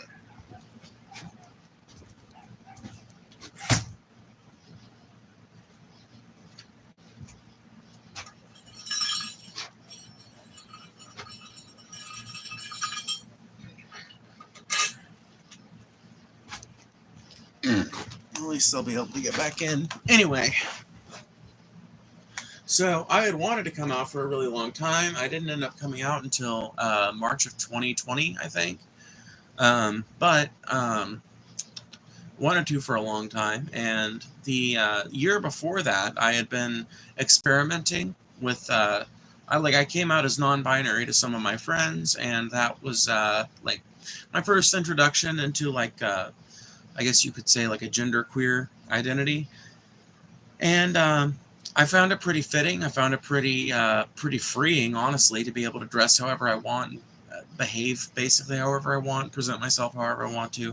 That was really freeing. And so, um, a few life events later, and I was like, fuck this. I don't need to hide myself anymore. After the lockdowns began, I felt like, um, like now's the time, right? Like now's like there's never been a better time to come out as trans because everybody wants to stay 6 feet away from everybody else anyway. So like I'm probably not going to be encountering a whole lot of other human beings out and about as I go about my business anyway. And I was working at a place at the time. I was working for the prison system in Missouri, and the head of the custodial staff at the prison I worked at, so the head of like the major person over the entire guard staff basically was a trans guy. And it was really cool to see a trans person in a prominent position of power in an institution like that. And I was like, you know what? If a trans person was able to get to that level, if somebody is able to keep their job and be trans at that level, then what do I have to fear? Like, what am I afraid of? But I've known I was trans since I was around 5 years old. I just didn't have words for it for the longest time. I didn't really have language to describe it until I was like 16 or 17. What is your perspective on the psychology of people who know that they are female but are visibly masculine/male? Just curious. What is your perspective on the psychology of people who know that they are female? So like somebody like me, I guess. I don't think that I'm necessarily like that visibly masculine, but I guess it depends on the angle, right? It depends on your perspective and opinions and shit. I don't know. Like, I guess I would need a more specific kind of question. Like, what is my perspective on it? It sucks to be trapped in a body that doesn't reflect what you feel on the inside. I can tell you that much from my own experience. It sucks to be trapped in a body that doesn't necessarily reflect 100% what you want to look like, what you want to be able to do in terms of like, I don't know, sexual performance, what you would like to be able to look like in terms of like dress and things like that. It sucks to feel 100% certain that you have a femme brain, but to be stuck in a body that is outwardly masculine. It really fucking sucks. And hence why there are trans people, right? A trans person, like a trans woman, is literally just someone in that exact position who says, you know what, I'm going to work within this body as best I can. Like, that's the decision I've made, right? Like, I cannot make my body magically into that of a cis woman. What I can do is dress how I want, like wear clothes from the women's section. I can obviously I've picked a name that I relate to, and like most people identify me as a woman before I even do, so most people use she, her with me, and I feel better as a result of it.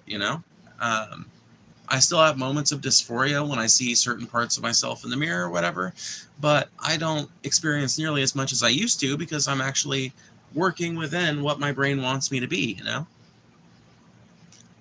I can't wait to start T. I want to be comfortable in my body without feeling like I'm not an actual boy. Yeah, dude. I can't wait to start. I can't wait to start HRT again myself. Honestly, I haven't been on it in quite a while, and it'll be really fun to restart. And I hope that your journey through getting HRT goes well.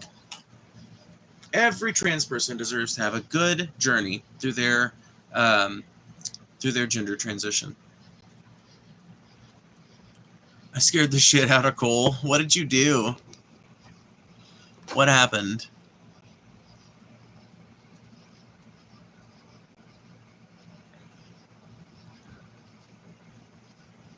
What are some things that made you realize you were trans at a young age? Like always finding more enjoyment and fun and hanging out with other girls instead of other boys. I don't know how you would say that, but I always found way more enjoyment hanging out with the girls than I did the boys. I always had like I don't know, like a deep interest that quickly ended up being repressed in what I perceived to be girls' clothing and shit. I always wanted to play with my sister, even after she stopped wanting to play me, you know. One memory that sticks out in my head, I was about 7 or 8 years old, probably 7, like 6 or 7, I would say. I was like 6 or 7 years old, and my mom had this witch costume. My mom was a very small person, so maybe I was like 7 or 8.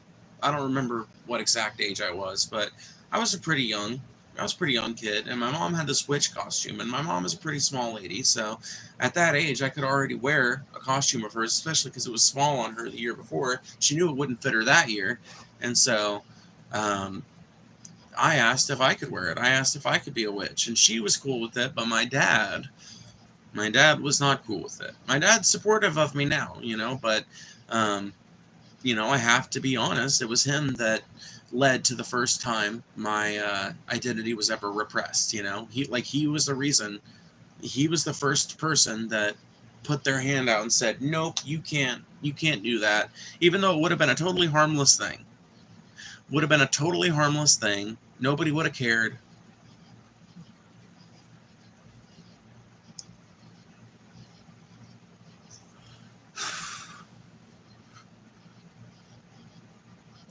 Do you believe in God? No, I don't believe in the Christian idea of God at the very least. Whether I believe in some idea of God, maybe, is, I think, a harder question. I think that there's definitely magic out there. And I think that the one place that gods unequivocally exist is in the realm of the human mind.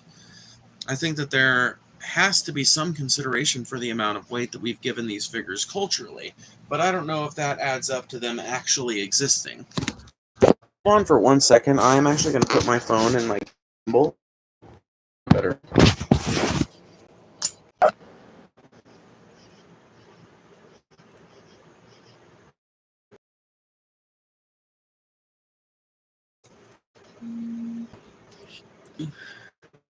Yay!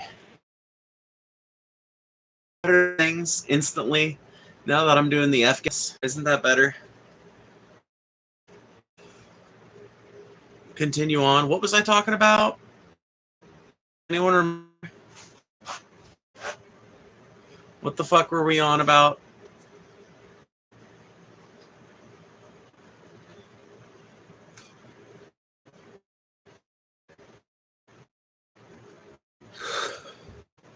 Hello, God. What specifically?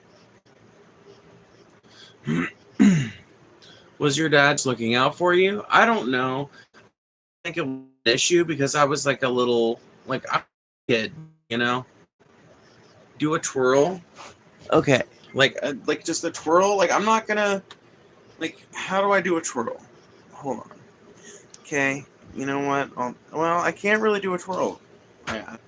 What am I supposed to do? Come all the way back here? You know? Lean down and look at you guys? And then do a twirl? I don't think that's as good a twirl. See? Bad twirl.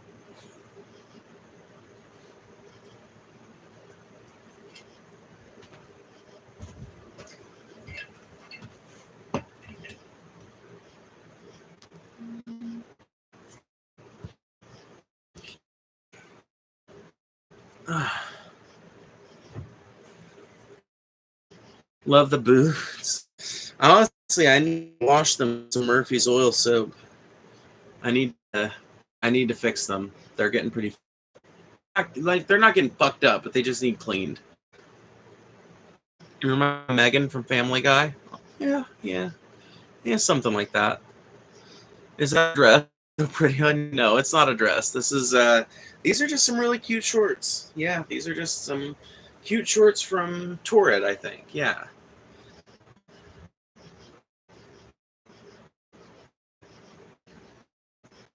Don't hate on your own beauty. What do you mean? What I do? What? Calling myself Megan from Family Guy? I don't know. I mean, like Megan's not like super conventionally attractive. Nobody show is. We were supposed to be attractive, still look like weirdos, you know. So your twirl was glorious. Okie dokie. Cool. People only know how to represent Family Guy. That does bother me, dude. It bothers me that there are so many fucking people in here whose literal only fucking thing they to say is Griffin or Meg Griffin.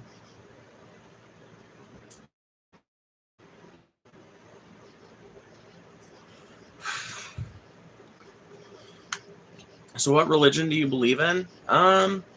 It's hard for me to say that I believe like in a religion because I don't. I'm not a privileged activist. I'll tell you that much right now. I don't have like a specific thing, like a specific church that I go to every day, and you know, I don't have that. You know, what I'll tell you is this: I prefer a very private spiritual practice. I find a lot of solace, comfort, and wonder in the woods, in untouched places, in rarely touched places, in once touched places.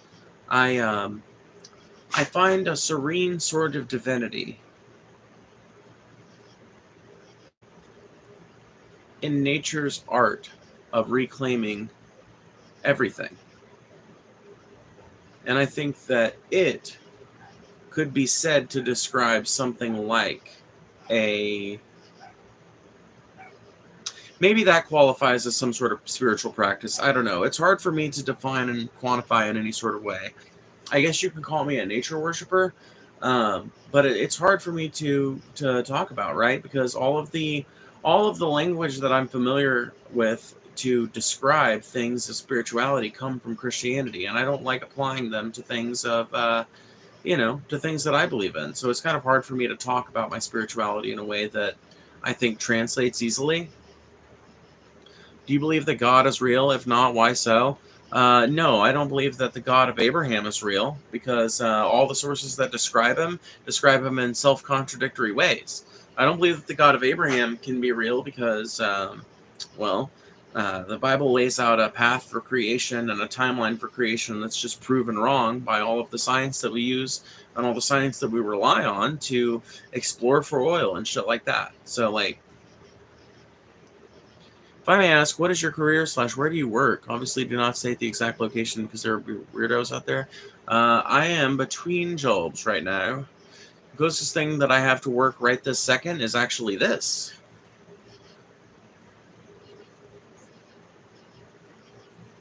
I mean, I do make money doing these streams, but you know, I don't get nearly enough viewers to make like a ton of money off of it. So, I mean, like we're about an hour and a half in, and it's petered out to like 14 people. So,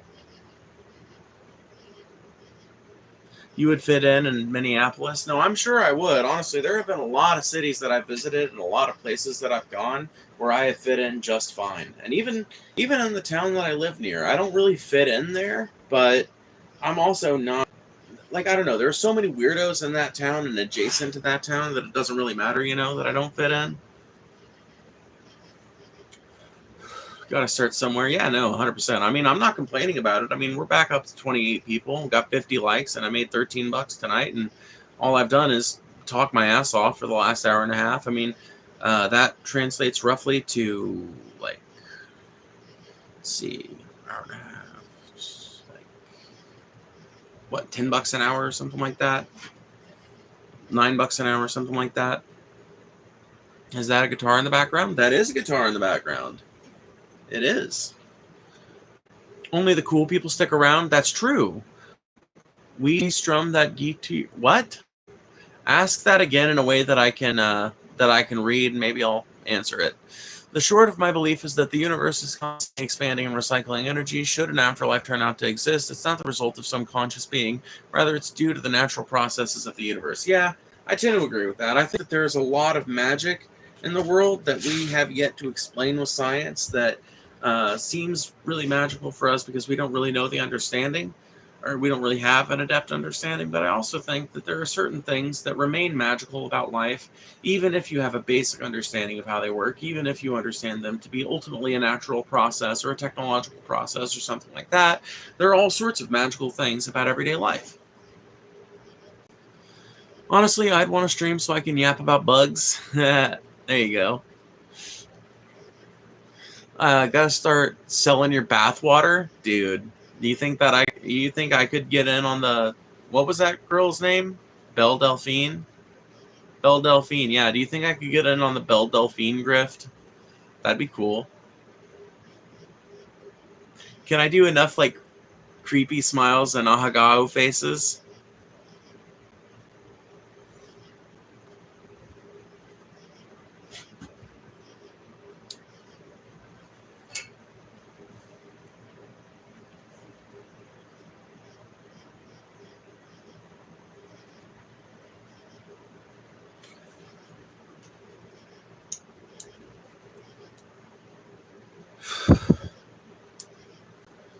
I want to start streaming so I can DJ.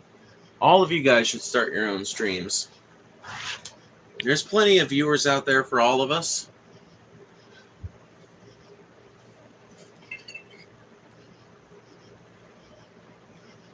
Man, this coffee is good. It should be illegal for coffee to be this good, man. Too good.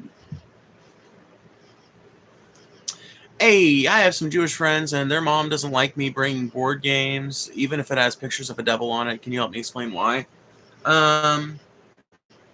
Okay, so not really, because I'm not that familiar with Judaism, but among Abrahamic religions, iconography of the devil is usually considered sacrilegious.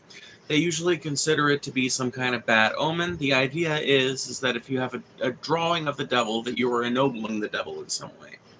Obviously, different religious sects have different views on this. In some contexts, there are religions who view it as blasphemy in one context, but perfectly acceptable in another context.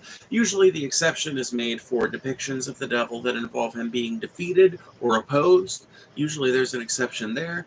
But if the devil is just present as part of the imagery, usually it's seen as a glorification of the demonic and is therefore rejected on those grounds. The same thing is encountered in Jehovah's Witnesses communities, some Baptist communities, Pentecostal communities, all kinds of Christian communities, and Muslim communities. It's a problem of Abrahamic religion. In my opinion, it's stupid. Oh, it's 100% stupid, but it's also one of those things you can't easily change about somebody's mind without getting them to believe in a less fundamental and fanatical idea of the religion that they believe in, and good luck doing that, right? You're probably not going to be able to do it unless you're a child of theirs or a sibling of theirs or something. Why did they make the devil so badass? Why indeed? Why indeed? It's one of the great questions about Christianity. It's like, if we're supposed to hate this guy, then why is he so relatable? If we're supposed to hate the devil, then why is he the coolest character in the Bible? Like, why is he the badass rebel?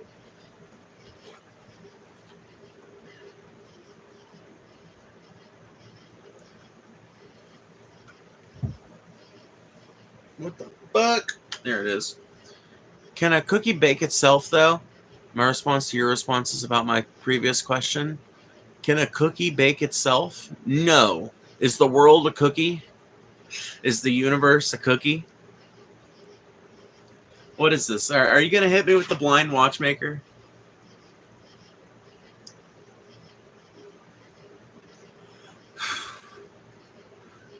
What sources have you reviewed about Christianity?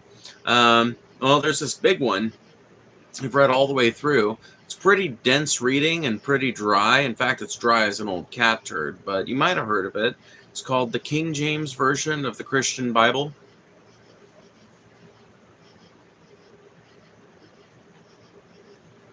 With the correct chemicals, yes, a cookie can bake itself. That's actually true. If you were to make a cookie, for example, that had some kind of chemical.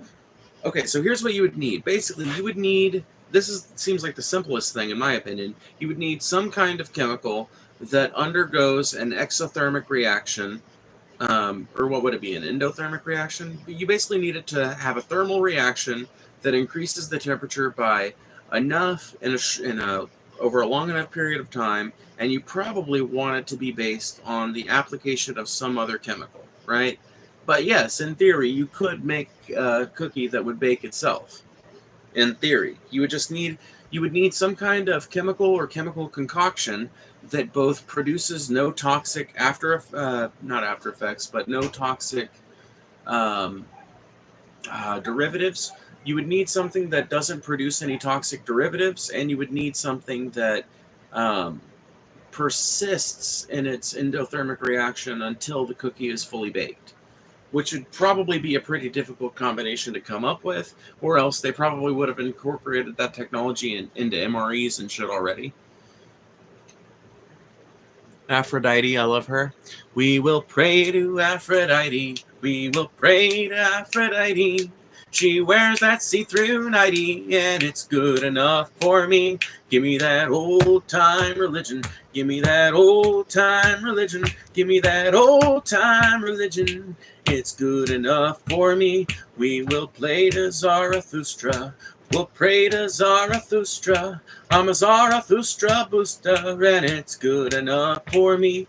Give me that old-time religion. Give me that old-time religion. Give me that old-time religion. It's good enough for me.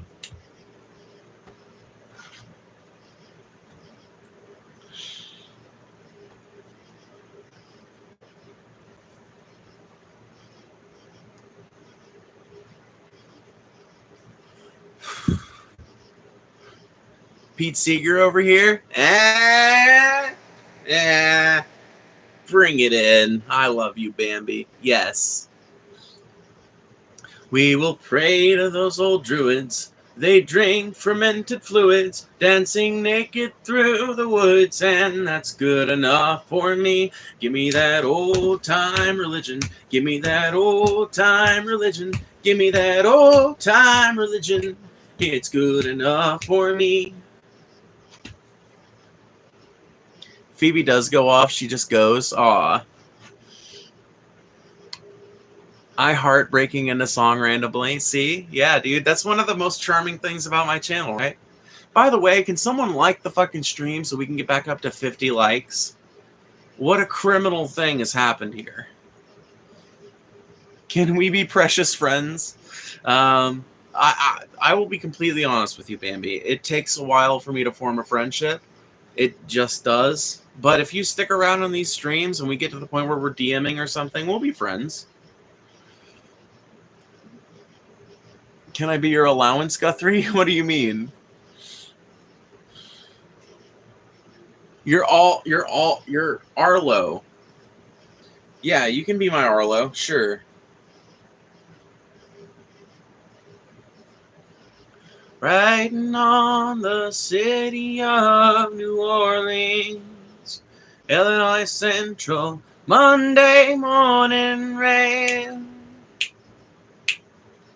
16 cars and 16 restless riders.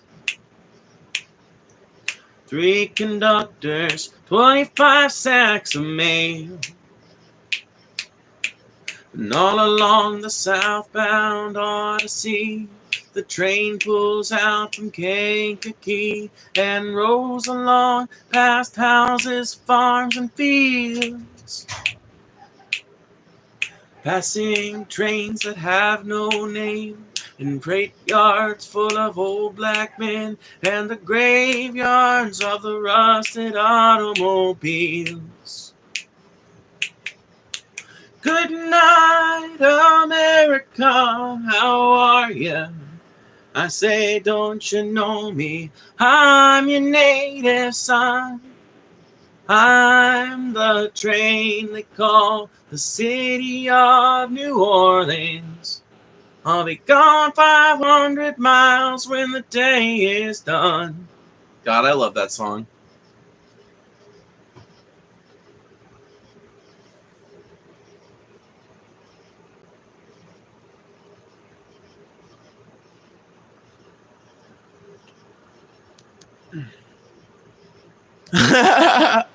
Stop, I can only become so erect. I'm sorry. I know.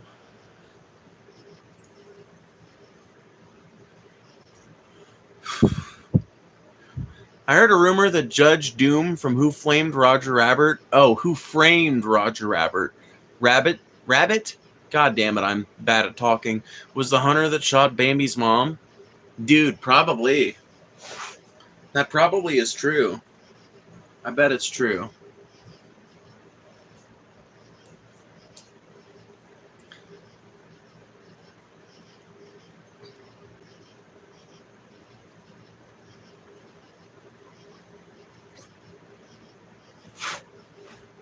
Coffin coming. Bro, it's 2 a.m. where I am. Where am I still awake? I mean, it's 1:10 a.m. where I'm at, and I'm still awake, so.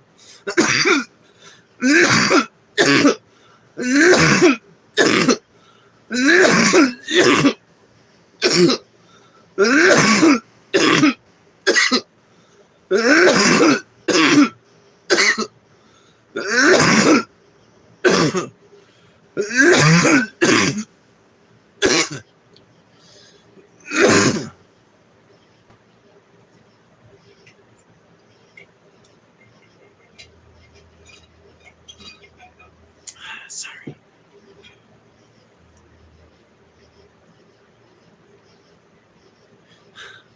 Nuggy. No. That's not reassuring at all. See, when everybody else comments on my vape cough and my cough in general, I'm just like, whatever. When Nuggy does it, well, there's like a caring heart behind that, so it makes me consider it more deeply. Hey, I have another question. Do you think Trump is smarter than Kamala? Man, that's a hard question, Jeremy. Do I think he's smarter than Kamala? No. Maybe no. I don't know. I don't know, dude. Do I think he's smarter than Kamala? In some ways, he must be, right? Because he won the election twice. Kamala has yet to win a single election, you know? As far as, like, presidentially. I mean, Trump has won 2 terms. Kamala has ran twice and failed both times, you know? So in terms of their campaign intelligence, I think Trump is clearly her intellectual superior. As far as, like, overall intelligence, I don't know. I really just don't know how you qualify that, right? Because I think it's very easy for people to say, whoever my political opponent is just retarded, and they're dumb, and that's why they believe all the things they do. But in truth, there are plenty of smart people who believe stupid bullshit for one reason or another.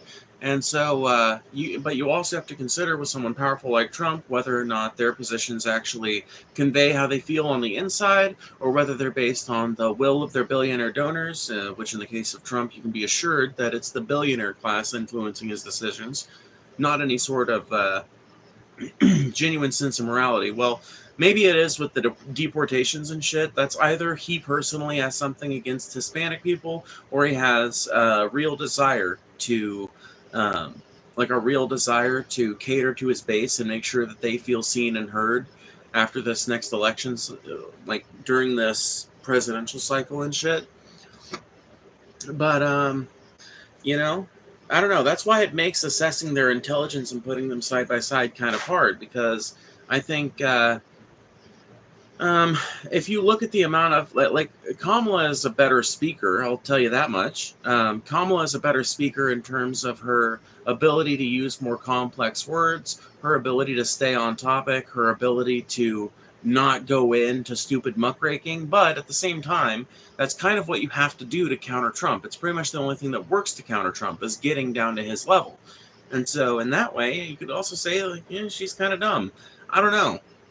I really don't like doing anything that sounds like defending Kamala Harris. So I think at the end of the I think at the end of the answer here, I just have to say, I think Trump is smarter than Kamala in some ways and dumber than Kamala in some ways.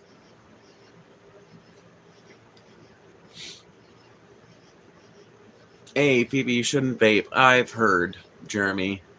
Jeremy, goddammit, you were doing so good. We got through this entire conversation without you mentioning my smoking habits, and now you've just lost, like, a point of respect out of my mind, because you've, like, I ain't telling you not to vape. I ain't telling you not to smoke. Hey, you should run for prez. I don't know about that.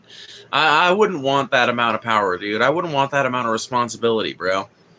Like, I navigate something badly, and now it's not just my life on the line, but the life of millions of Americans. Fuck that. No, I would love to be like an advisor to a president or something. I would love to be in a position to implement some good ideas, to maybe have some influence over that process, but I would not like to be the person who has to take the fall for it. And I would not like to be the person who has to make the decision ultimately, because that seems like a lot of fucking responsibility. And from what I've heard, the President's Day is literally chock full of nothing but the type of shit I hate, which is fucking mundane meetings with people that you don't fucking care about, who are just telling you information that you have to know. And it literally seems like 8 hours worth of meetings and information being channeled into your brain. Now, it seems like Trump doesn't really operate that way, so I guess you don't have to be like that as a president, but I wouldn't have that level of access and not engage in that, dude. If you put me in the position of president, I would be up every morning at like fucking 5:30 in the morning with a blunt and a fucking cup of coffee, getting ready for my morning business. By 6:30, I would have people giving me the briefing on the last 24 hours of activity. By like 8, I would be like out, like walking around in the Capitol grounds for a little exercise and talking to the people as best I can and shit. You know, and the rest of my day would be filled with fucking diplomatic matters and seeing to the people's business by speaking to the people's representatives. And that sounds like an arduous fucking life full of constant work. And I'm sorry, I'm too lazy for that. Do you know about anything about the ICE protests? Yeah, so ICE raids have been happening and increasing over the summer as more and more agricultural workers have started to kind of settle down into these seasonal jobs and shit, and as a lot of these factories that process this produce and stock and shit like that, livestock meaning, a lot of these plants, these meat packing plants, these produce packing plants, things like that, a lot of them rely on immigrant labor, and this is what happens during the summer season. As people settle down, they start working these jobs, and this is the opportunity that ICE has chosen to start raiding people's homes and places of businesses en masse, because they know now is the best and easiest time to find them, because during the rest of the year, I mean, from like January to May, and like October to December, most what you would say like undocumented immigrants in America are spread out far and wide over the country, working sometimes they're working completely different jobs in their what are effectively their home states, and sometimes they're working the same job. Like, it doesn't matter, but they're working for part of their time in these more seasonal environments, and then dispersing back across the country to like work in their family's restaurant or to work at their family's construction company or something like that. And they're basically using right now as an opportunity to get a bunch of people. And the people of these big cities are not fans of that. Not just because people in big cities tend to be more left-wing, but because people in big cities are they get more visibility. They get, what's the word I'm looking for? How am I trying to say this? They've got a better vantage point to see the sorts of things that are going on because they're in cities, and there's more people in cities, and therefore there's more undocumented immigrants in cities, so there's more exposure to these sorts of things. And like I said, like during the summer season, and these big meat packing plants and agricultural plants and shit like that, these places that turn the produce of the country into usable products, a lot of these places are staffed by undocumented immigrants.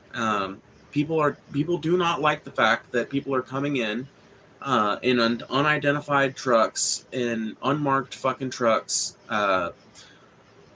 faces all masked up and shit, refusing to give their names. It's literally Gestapo tactics. That's why these ICE raids are happening.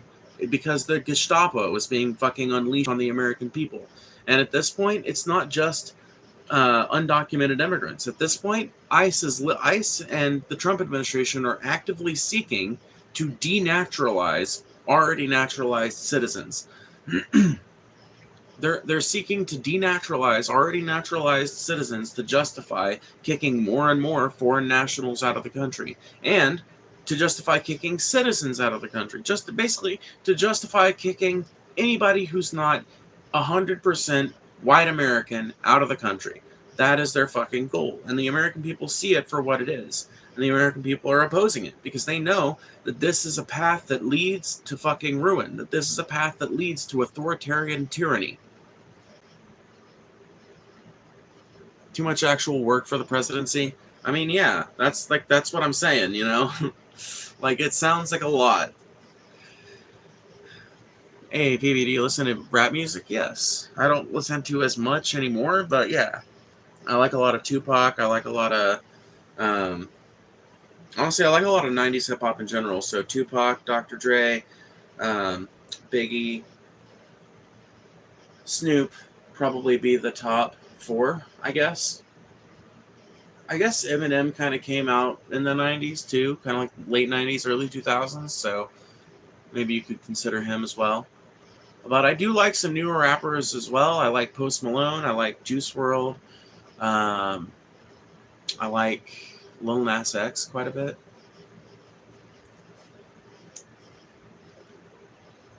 How about modern? Like I said, Juice WRLD, Post Malone, Lil Nas X would probably be my top 3, like modern artists. I like Trippie Redd quite a bit as well. I like YNW Melly a lot, even if I don't know a lot of his songs. I really like his flow. I really like the melodic sound of his voice.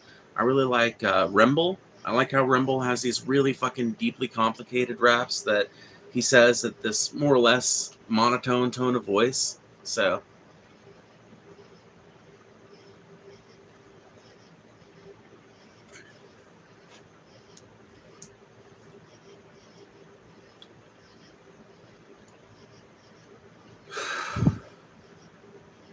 NBA Youngboy. Haven't heard enough of his music to know if I'd be a fan or not. Unfortunately. Or I might have, but I don't know it by name, so.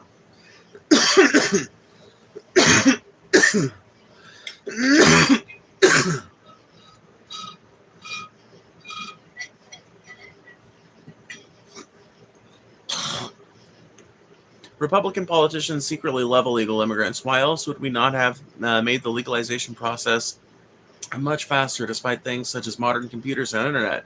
Non-legals give them someone they can exploit and fearmonger to their base about at the same time. Oh, 100%. That's why you're 100% right, Rose. That is 100% why there has never, to this date, been significant action in fixing the broken immigration system in this country, so that more people can get through legally, so that more people can pursue their citizenship process. That's why. Because the Republican Party, and to some degree the Democratic Party, both love having undocumented immigrants as a part of this country's culture. Not just having the people themselves, but having the fact that they're undocumented be part of our legal framework. They like that shit. They like the fact the Democrats like it because it's a football, and the Republicans like it because it's a football, basically. The Republicans like it because they get to exploit these people massively, because most big agribusiness people are Republicans. So they like to exploit these people in a business sense. And not only are they getting what is almost free labor out of them, but they're also getting a handy scapegoat for anytime anything's going wrong right in their local area where these Republicans operate. Oh, jobs fucking disappearing from jobs are disappearing from your little small town. Well, I just hope you know that the same person telling you that Mexicans stole all your jobs is the same person who gave those jobs to the Mexicans. Okay? I also hope you know that the jobs they gave to the Mexicans consisted of field work that you wouldn't have done anyway. But most people don't think about that shit. The Republican Party uses them as a scapegoat, and the Republican Party succeeds because people occasionally see a Mexican person doing construction, or a bunch of Mexican people doing construction, or they see Mexican people doing landscaping and shit. What they don't understand is that the only way you get on at a landscaping company is by being willing to be out in the sun for 14 hours a day and making $10 an hour doing it, you know? Most white people aren't fucking down for that shit. Most white people ain't about that life.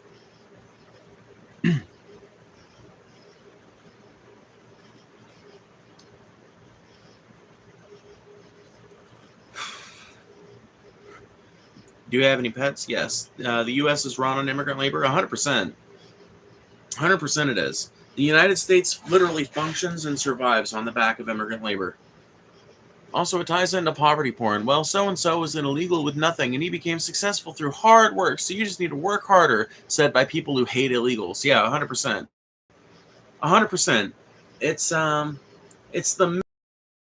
that it just takes. In regards to this specific topic, it's about the way that they will view illegals simultaneously as a threat and a horrible thing and this curse and shit, and as hardworking people that they employ because they work for cheaper than anybody else and work for anybody else. And that's just good capitalism. Rules for thee, but not for me. Can we see one of them? Not right now, because they're exploring. Yeah. Let me see here. Learn the history of the border, and that context should clear up immigration in America. Learn the history of the border? What do you mean? What I say is this. I don't think America has... I think America has to go a special relationship that needs to be considered. Because activists, Mexicans didn't cross the border. The border crossed them. You realize that?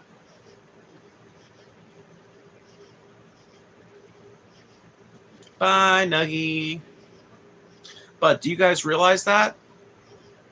Mexicans didn't cross the border crossed them. We made Mexican land American land, and now we want to bitch that Mexican people want to continue going to the same places where their relatives live and where they've been going to work every fucking year for the last 200 years. We want to bitch about the exact group that we displaced and turned into this dichotomic thing. We want to bitch and moan about them constantly, but the fact of it is that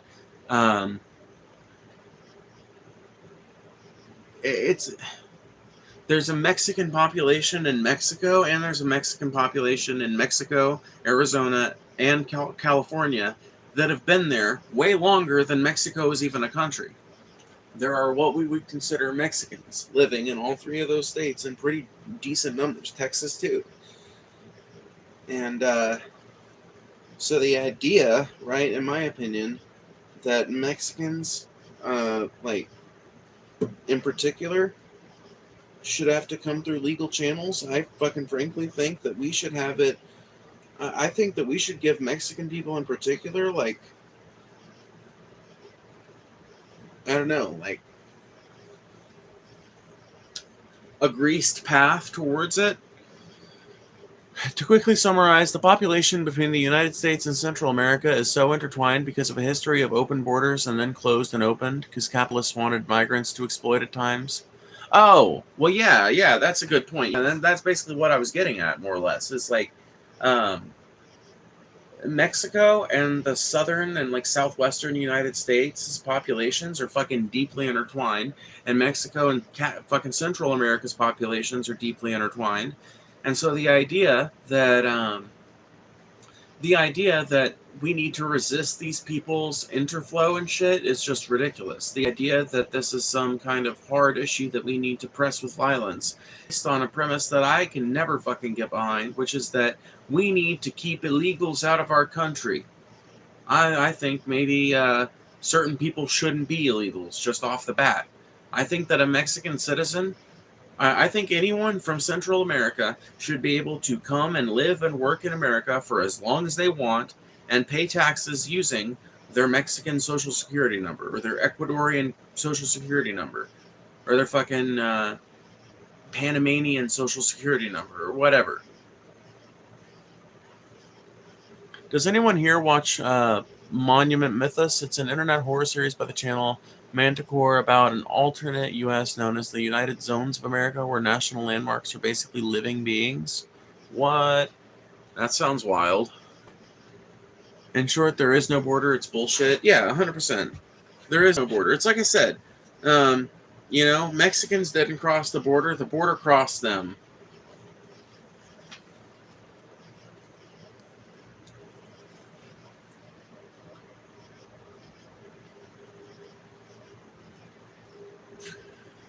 Immigrants have been scapegoats since the beginning of immigrants. Well, yeah, because it all fundamentally, like, anti-immigrant rhetoric and anti-immigrant hate all fundamentally play on the same human instinct, which is hate the outsider.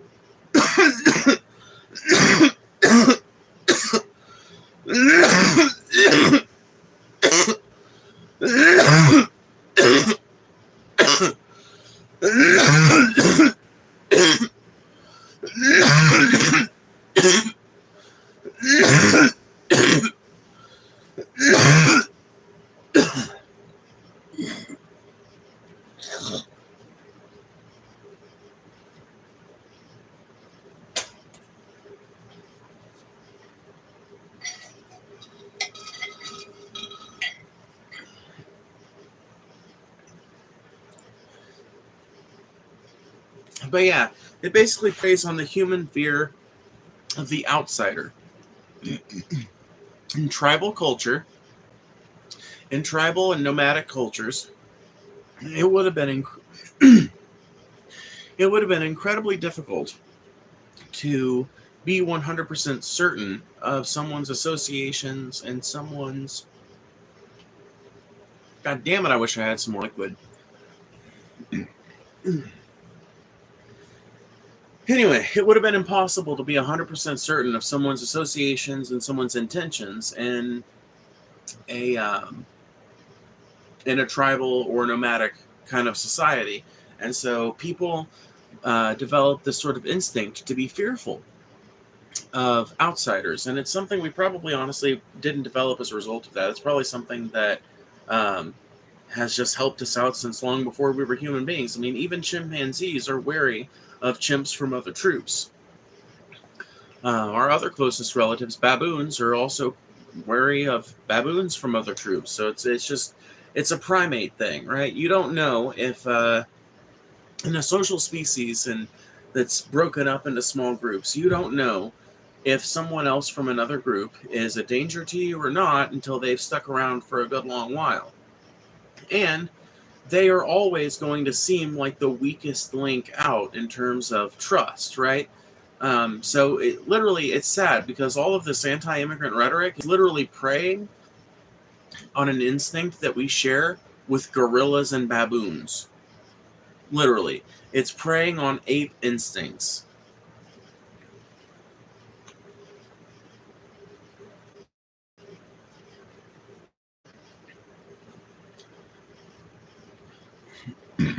The more nature documentaries I watch, the more I realize monkey brain explains a lot of our behaviors. Oh yeah, 100%. The more documentaries to watch, the more about nature you learn. The more you start to realize that human beings are not nearly as far separated from apes and monkeys as we would like to believe. We would like to have each other believe and have ourselves believe that we are some highly evolved, enlightened being. And the truth of it is, human beings are dumbass monkeys, just like every other dumbass monkey. Phoebe, I shall live among the gorillas and make friends with them. I hope you do. Because if you do, I'll do it with you. If you can demonstrate that they can be done, I'll move out there with you, bro. Why is my camera being all laggy? What the fuck is that?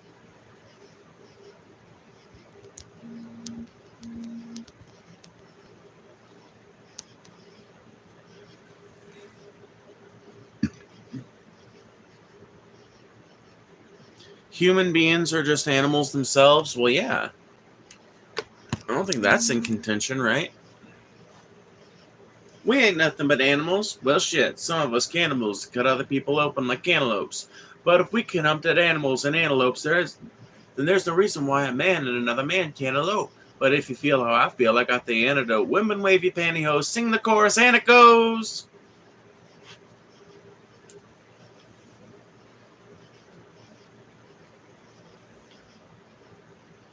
I'm Slim Shady, yes, I'm the real Shady. All the other Slim Shadys are just imitating. So won't the real Slim Shady please stand up?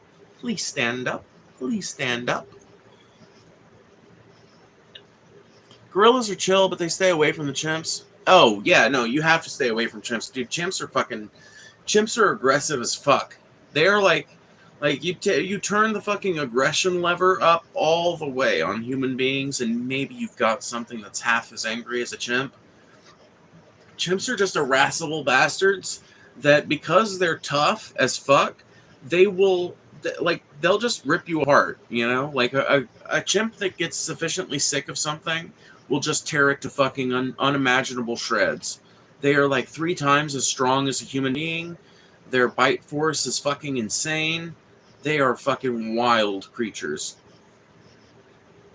I mean, a gorilla can kill you with a fucking, in a million different ways, but a gorilla is way less likely to. That's the funny thing, right? A gorilla is actually more capable of killing you than a chimpanzee, but a gorilla is way less likely to. A chimpanzee is still very, very capable of killing you, though. So be careful about them. Yeah.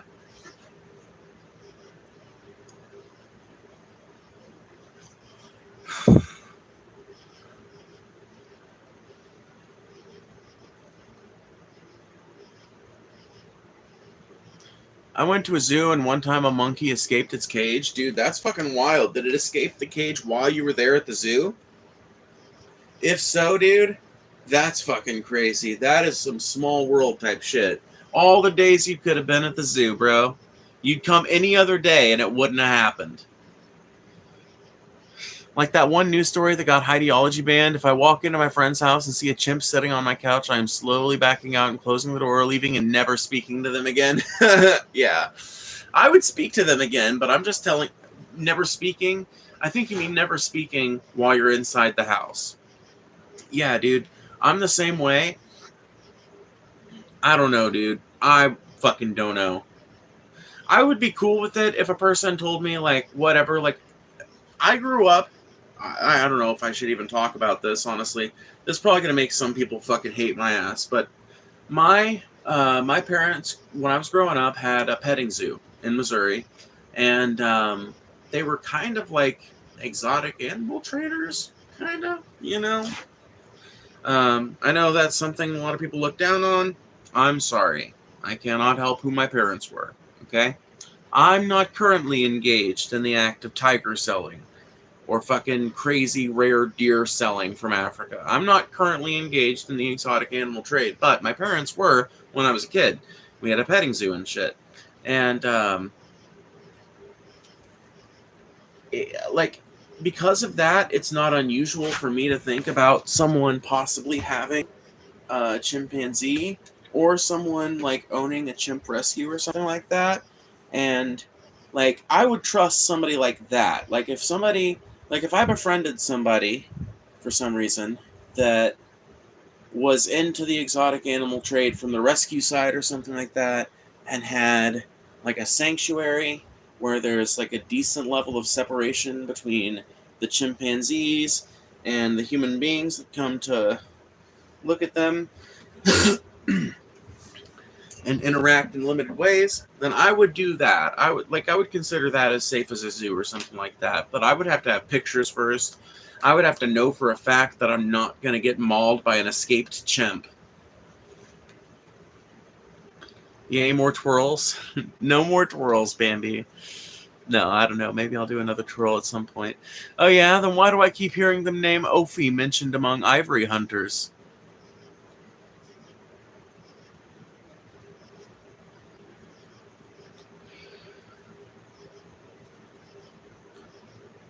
You do not know my real identity, and I will appreciate you keeping it that way.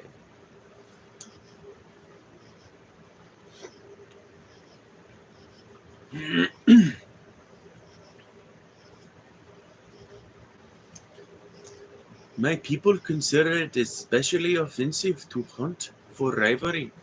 I am afraid you have the wrong person.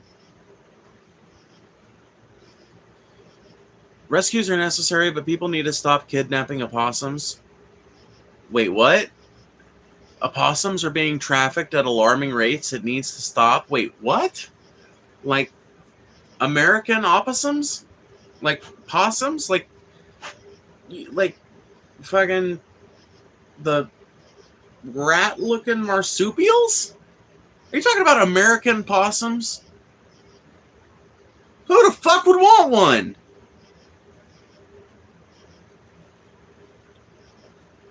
Who the fuck? Literally, who the fuck? Who the fuck?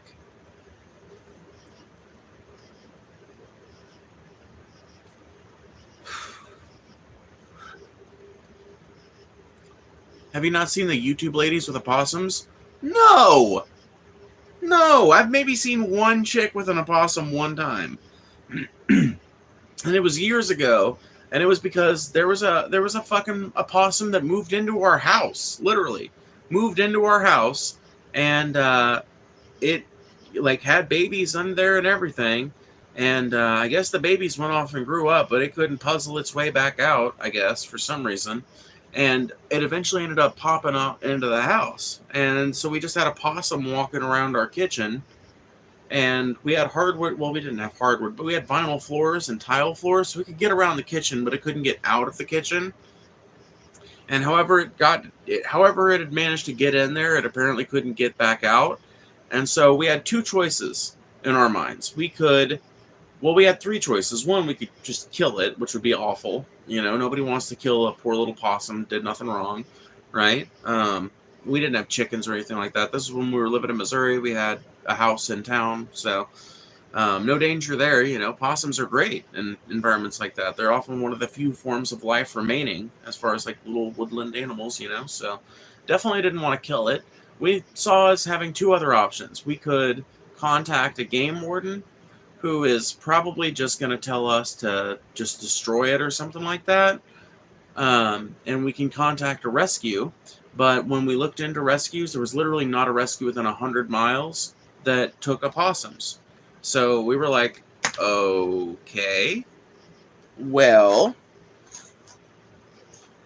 And so my mom was like, well, we can't just let her sit in the kitchen. So I literally built a cage for this thing. And moved it into the house, and we had a little pet possum for a while. But she didn't seem like she was doing very good, so eventually one day when my mom had a couple of days off, she took her out way into the woods, and dropped her off there. So hopefully she did okay. Did you name her? We did. I can't remember what her name was, though. It's disgusting. I saw a deadass 3 reasons you should have a skunk as a pet video. Dude, yeah, I hate that type of shit. Here's the thing. I am of the opinion that you can have some of these animals ethically as a pet.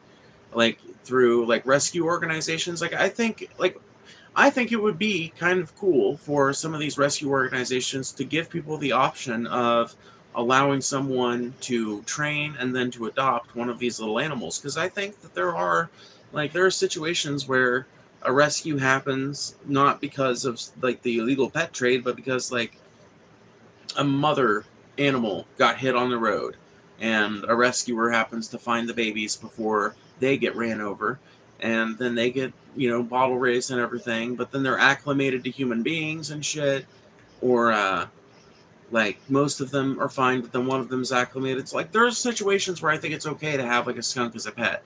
What I don't think we should do is encourage people to keep them as such. I don't know. There's a few animals that I think it would be cool if humanity would domesticate. The skunk is not among them. Hedgehogs are low maintenance provided you have easy access to gold rings. Yeah. I mean, that's the classic wisdom on hedgehogs.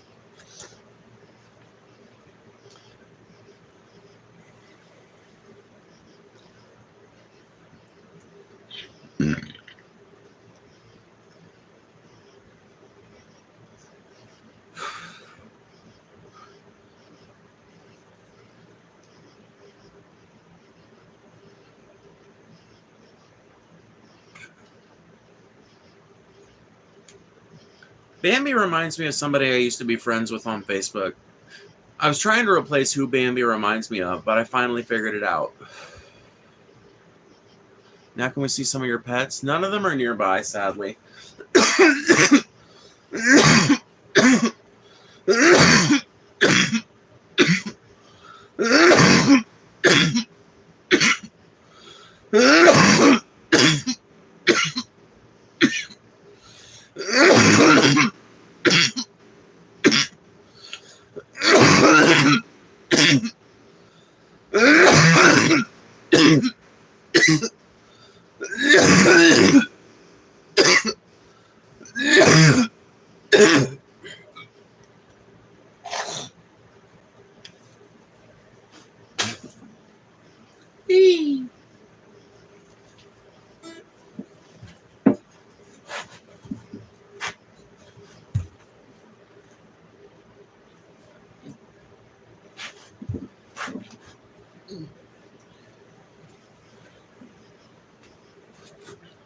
Who do I remind you of? Somebody I used to know on Facebook. I don't even remember their name now. But ironically, but this is the thing. I don't know. My memory could just be playing tricks on me, right? Because that's how familiarity will fuck with you sometimes. But I think I remember their name, or at least their nickname, on Facebook being Bambi. So I don't know. Were you ever friends with a Phoebe Ophelia on Facebook?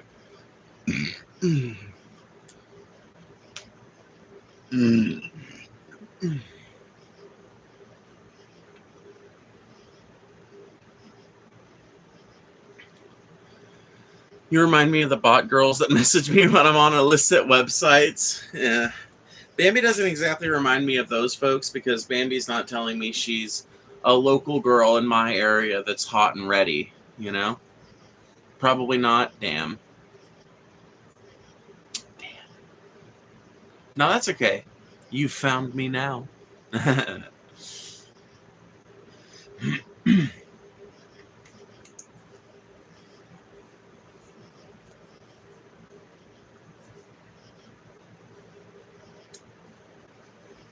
my vape is fully charged. How nice. So many horny singles. They're everywhere. I know. It's weird. World's just chock full of them. How come I don't manage to find them, you know? They're everywhere all at once, but I can never find one.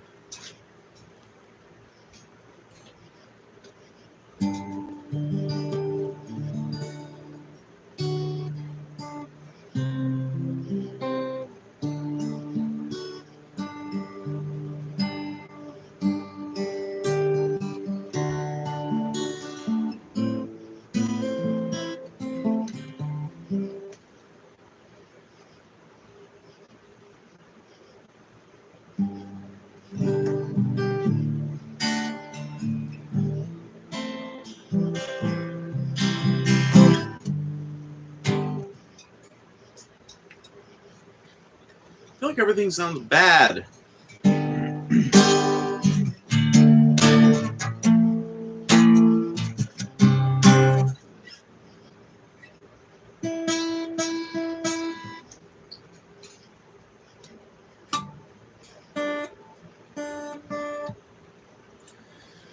Hold on.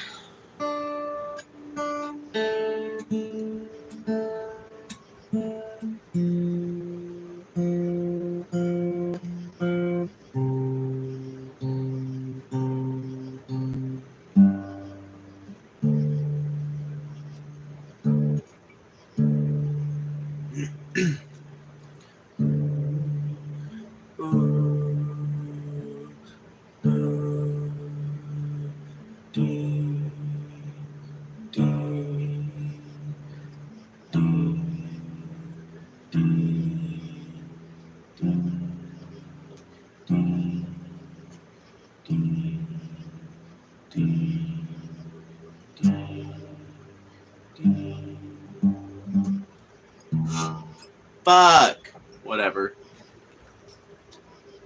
I'm literally dead though. Oh, I'm sorry.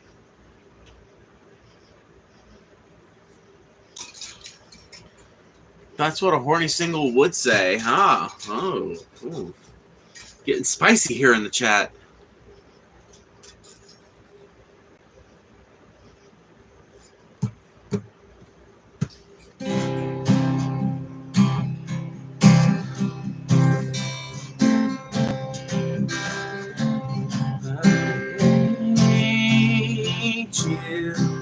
What you did, and I miss you like a little kid. Fuck, that scared me. I didn't even hear the fucker fucking approaching. It's fucking foggy outside, bro.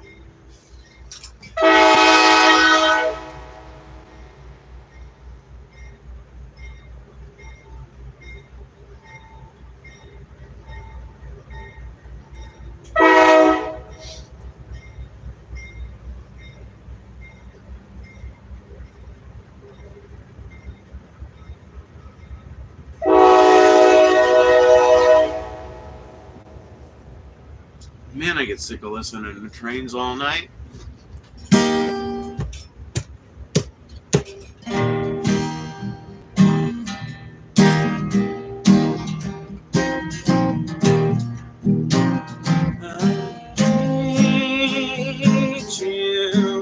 What you did, and I miss you like a little kid. I faked it every time, but that's alright. Wait,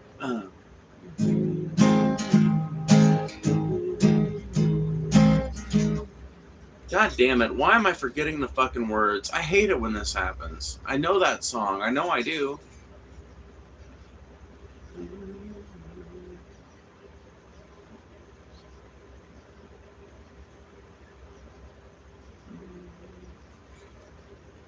Fuck. Give me 1 second.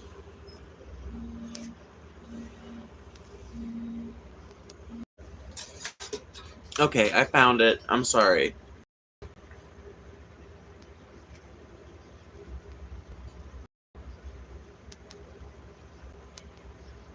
Oh, dude. Breaking news. Paramount to pay $16 million to satisfy and settle Trump's 60 Minutes lawsuit. So good job, Paramount, selling out to Donald Trump.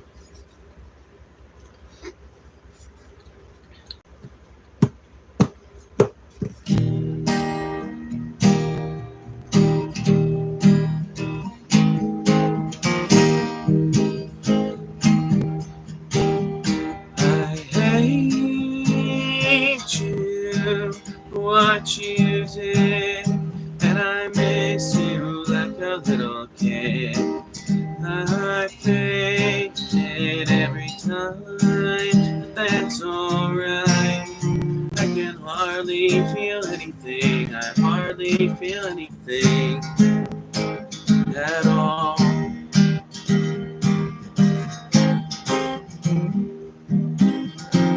Gave me 1,600 to see your hypnotherapist.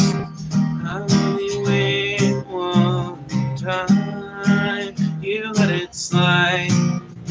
Fell on hard times a year ago. Was hoping you would let it go, and you did.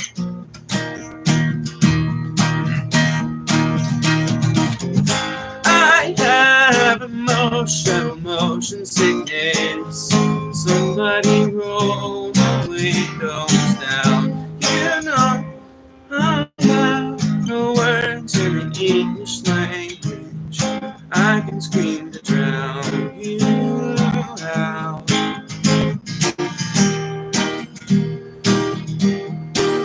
I'm on the outside looking in.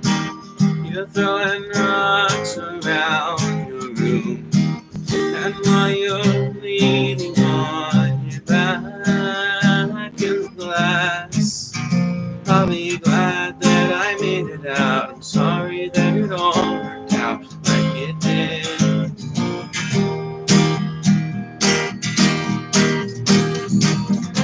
I have motion sickness. Somebody roll the windows down. There are no words in the English language. I could scream and drown you out.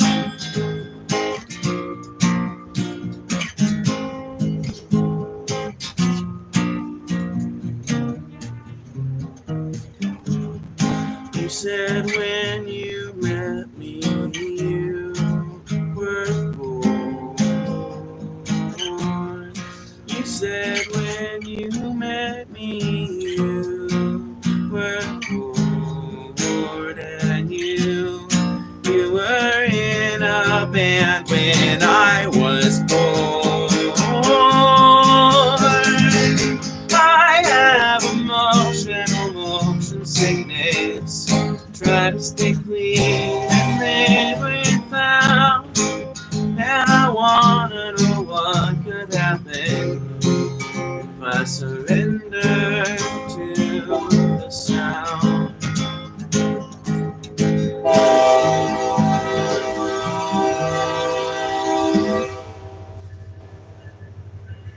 Phoebe by Phoebe by Phoebe. Yeah, literally. No, it's Phoebe by Phoebe by Phoebe.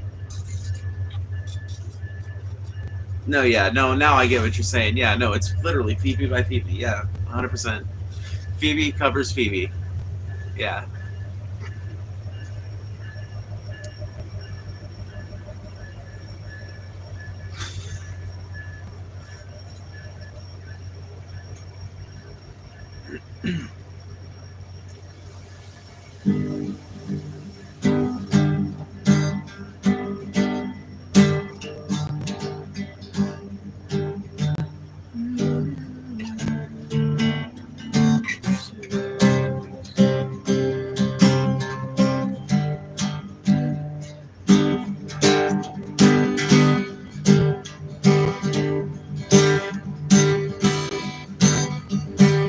I've been running around in circles, pretending to be myself. Why would somebody do this on purpose when they could do something else?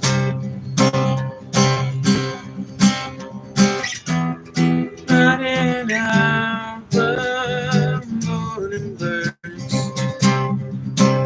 with the same 3 songs over and over.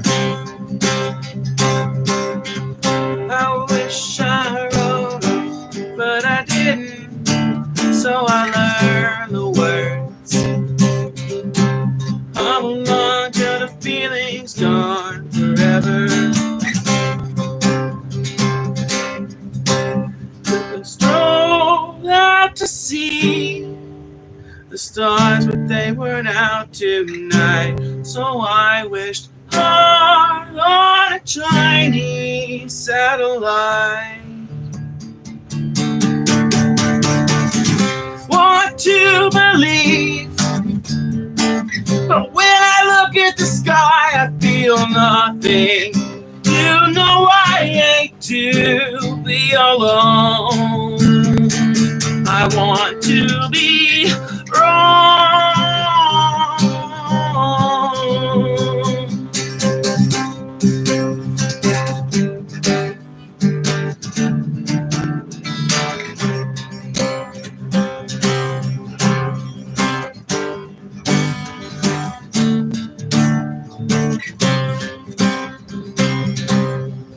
Sadly, that's all of fucking, that's all of Chinese satellite that I remember.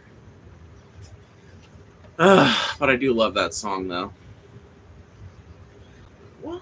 to believe. When I look at the sky, I feel nothing. You know I hate to be alone. I want to be wrong.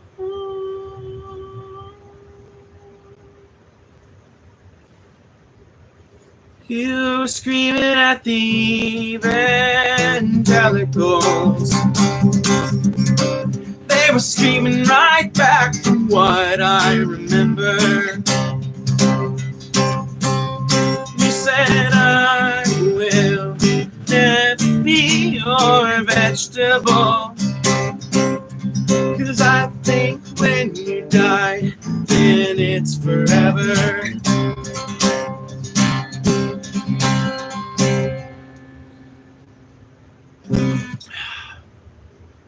Moving on. Moving on.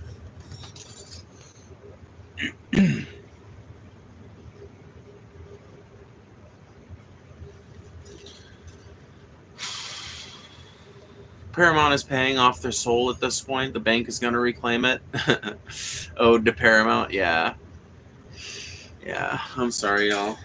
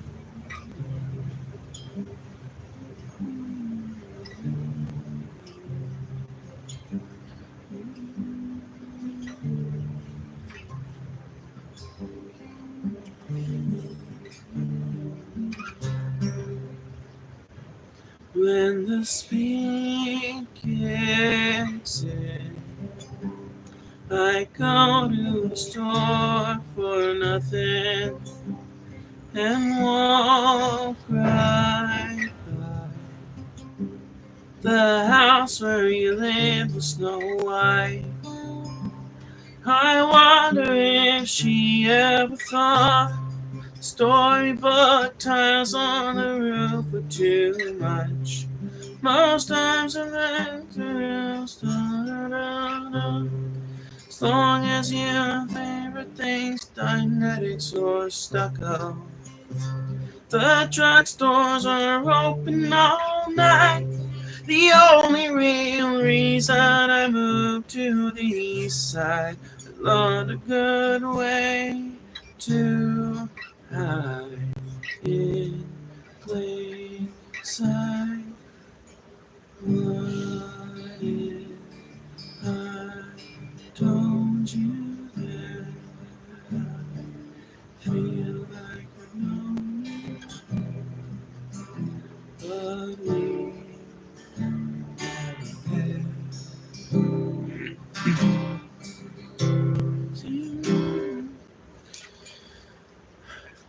I haven't listened to so many of those songs in so fucking long. I haven't listened to so many of those songs in so long. Dude. I get sad thinking about them.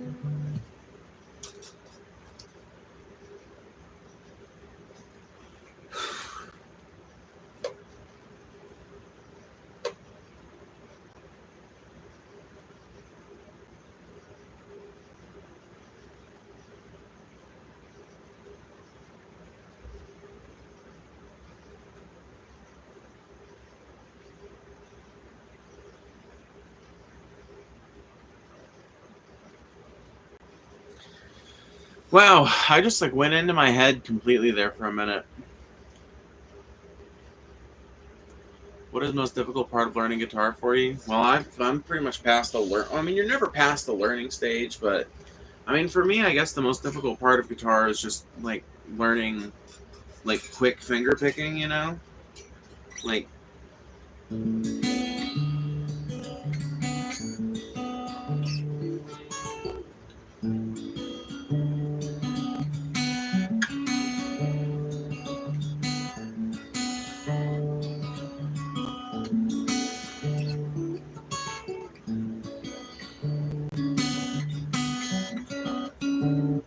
It, like, that took me like a month to learn, you know? And this one took me a long time to learn.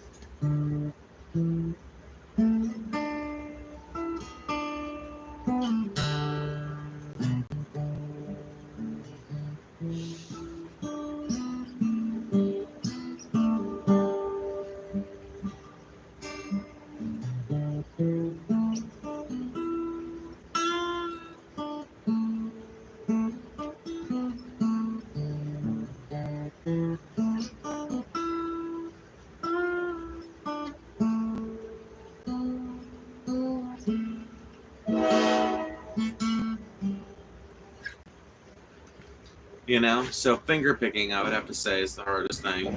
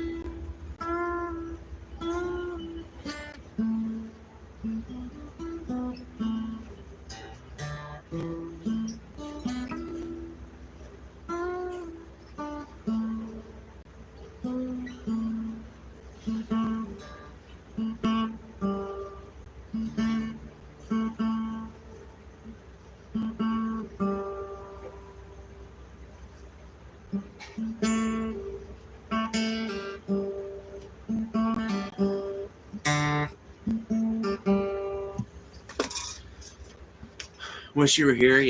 Yeah, that's what it was. Yeah, I practiced that song so many times when I tried to learn playing. Oh yeah, dude, it's a great one to teach you, like, you know, that, like.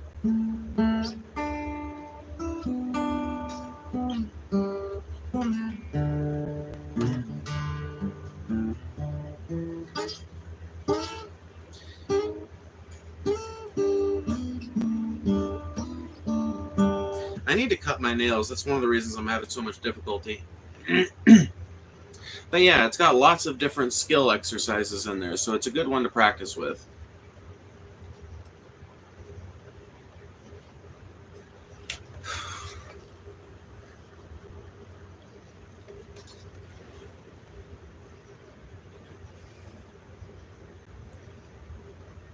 Did you find your sexuality changed or became more open after your egg cracked? Yeah, I guess a little. I was always I was always pretty fucking, like, out there with my sexuality, though. Like, not, maybe that's not the right way to put it, but like, I was never secretive about that kind of thing.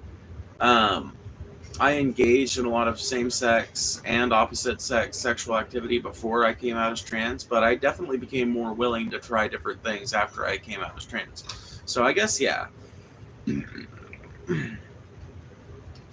But it's not like I went from, like, a chronic virgin to somebody who was, like, constantly getting laid. It's more like I went from somebody who was consistently getting laid to somebody who kept getting consistently laid, but with more interesting and hotter people. You have to kind of mangle your fingers to play well. I mean, yeah. Like, I don't know if you guys can see my fingertips. I don't know if they'll come out at all. But yeah, I've got, like, pretty intense calluses on my fingertips, and that's exactly why.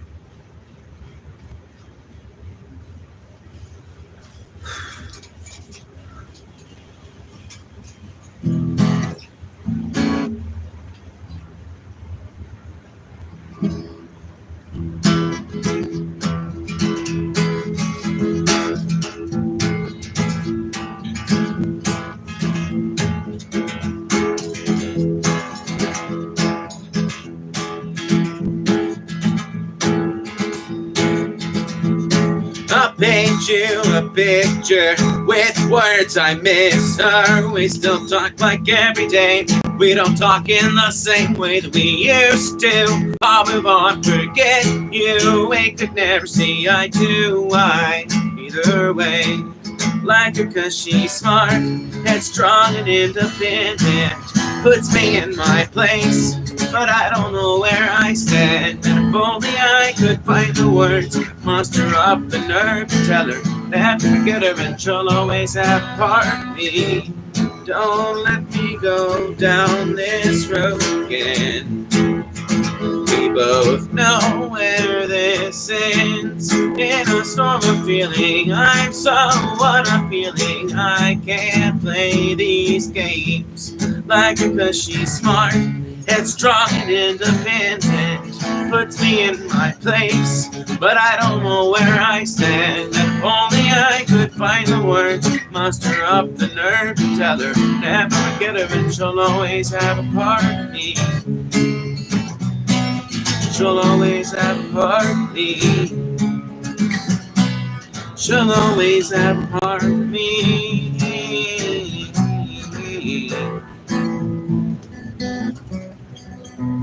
I was falling for a girl who would ask me to come over just for a day. When her parents were away, now all I can do is lay in my room, fall asleep, dream of you, and wake up and do nothing about fall for a girl who would never ever let me walk home that way. You gotta be safe, so hope I give you. We're both leaving soon, I can't fall back on you, cause that's not what I do, yeah. She hates it when I shout these words, but I'll still sing for you, I'll still sing for you, I'll still sing for you. She hates it when I shout these words, but I'll still sing for you, I'll still sing for you, I'll still sing for you. She hates it when I shout these words, but I'll still sing for you, I'll still sing for you, I'll still sing for you.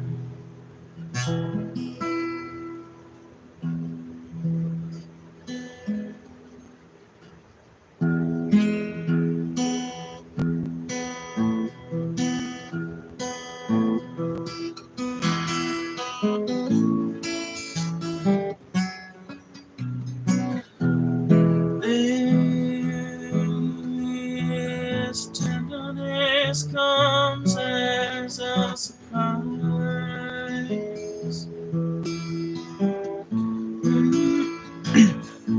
Star in the sky.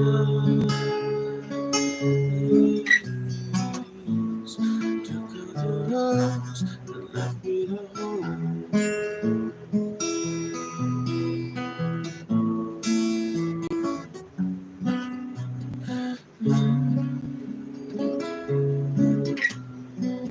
You back and nestle into me, buried all like falling out of me. You don't even know me that well.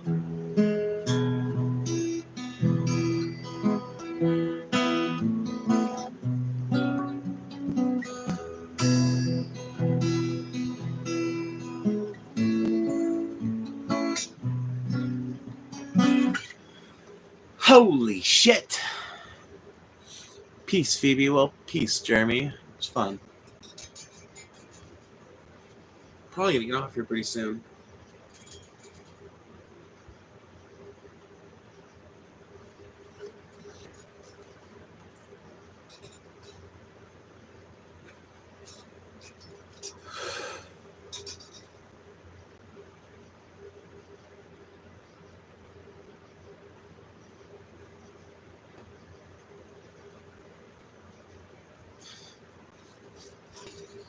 Thanks for the music and discussion, Phoebes. Well, I don't know that I'm done just yet, but yeah. I'd say you guys are on like a 10-minute timer.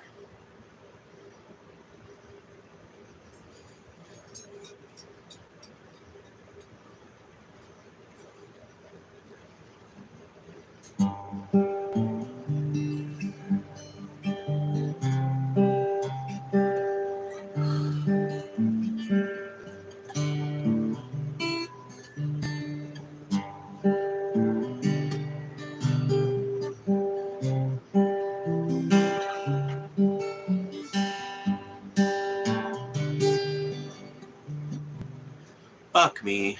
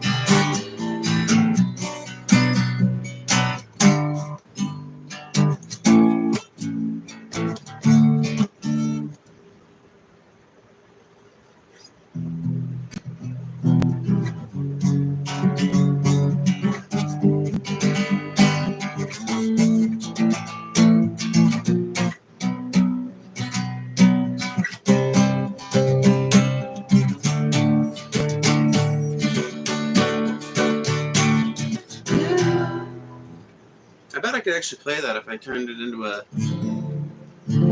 range I can play at.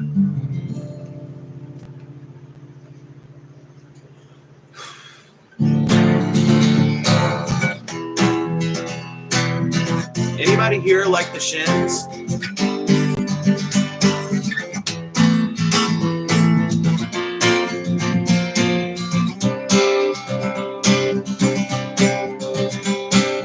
Deadlines commanding, you pour your life down a rightful spiral and show us your birthday. Lyrics fog will see right before your eyes. So long to this wretched form, for them gray eyes in some way. So long before you were born, you were always be a dagger floating straight to their heart. Listen out, won't tell anyone, but you're gonna tell the world. So like baby, any fun, let your viscera unfurl as you rise from your golden fiat. Go get my suitcase, won't you? You've thoroughly blown their minds, and now us have passage on the lines to the veins of your heart.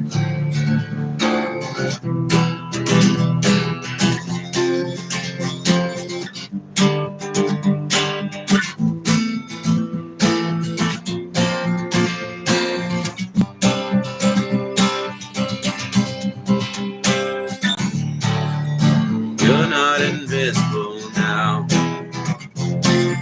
just don't exist.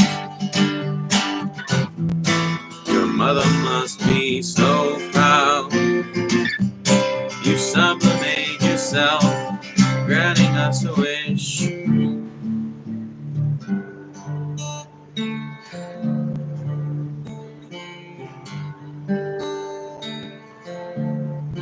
Primitive mirror on the wall to fortify your grim resolve. Amid the glitz of a shopping mall, another grain of indignant salt for the sea. Good night to this wretched form, and those gray eyes on subway. So long before you were always to be a dagger floating straight for their hearts.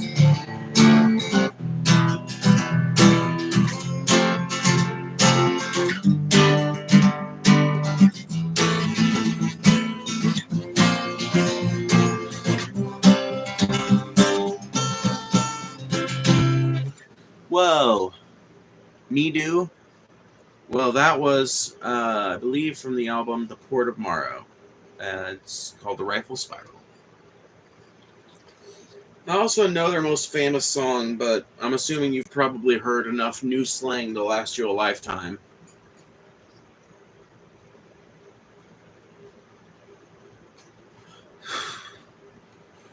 Though I do know a few other good ones.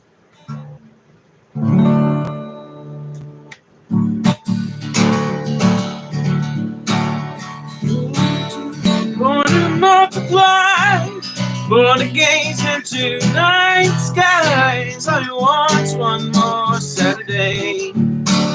Look here until then, they're gonna buy your lifetime. Keep your career, your feet in the fetters till the day.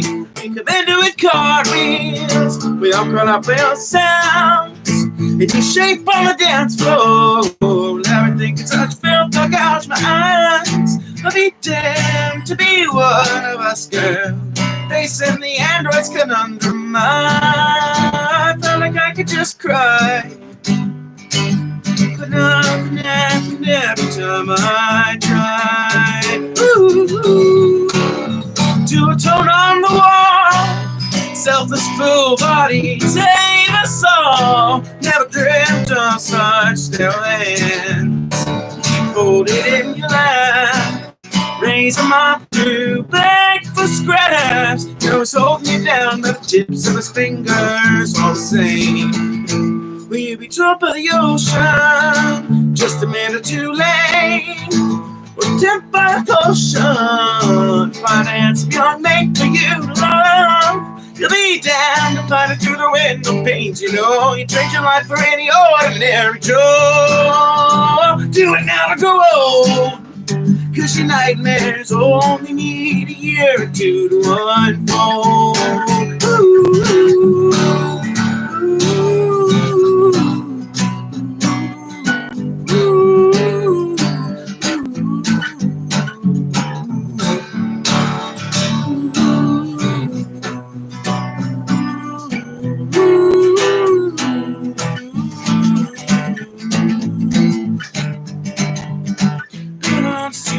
Ooh, haven't laughed since January.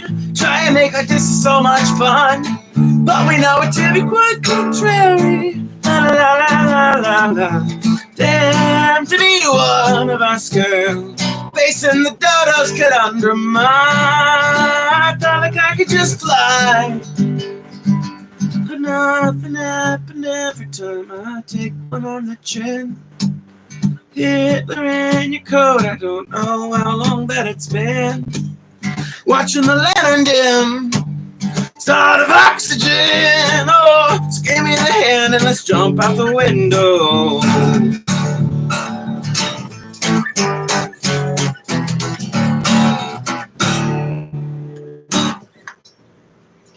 Man, that's a hard song to do.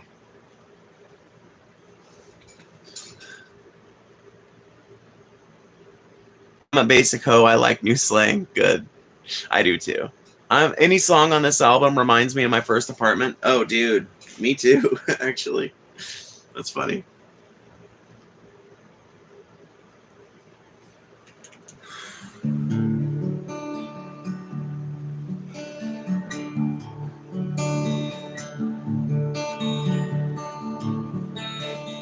Go without till the need sleeps in. Love anymore, love anymore. Neglecting all the answers for the still. Go, blow, ebb and flow. Eviscerate your fragile state and spit it out on the rabbit floor.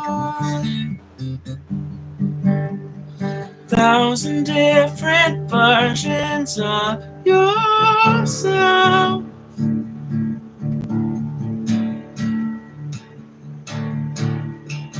And if the old guard still defends, You got nothing left on which to depend, so enlist every ounce of your bright blood and off the beds.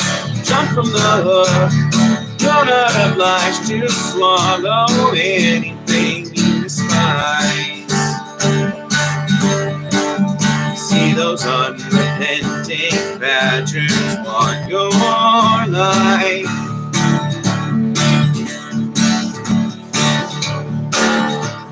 They got no right. As sure as I have eyes, they've got no right.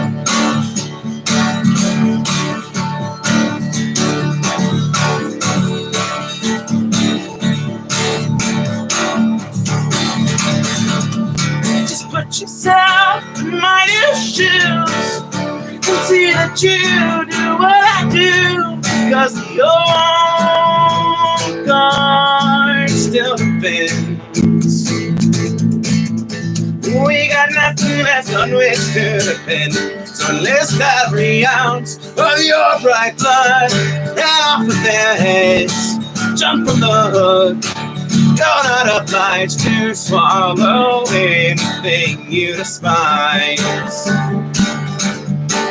You despise. You despise.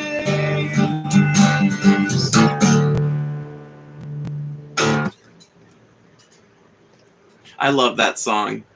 God, that's such a hype song. You know what that song's about, right? Dude, realize this. Wincing the Night Away is an anti-capitalist album. Dude, that should be a video of mine. That should be a video of mine going through the anti-capitalist messaging that is omnipresent throughout Wincing the Night Away. And there's like 3 songs on that album that don't involve the dystopian nature of our capitalist reality. The song I just was singing is literally about, in my opinion, I think there's a good argument to be made that in the context of the rest of the album, it's about breaking free of people who want to enforce conformity, basically. People who want to enforce the system, you know? A Comet Appears is about, I mean, it's got a very nihilistic sort of, I guess you wouldn't call it leftist necessarily, but it's definitely got a very nihilistic sort of perspective, and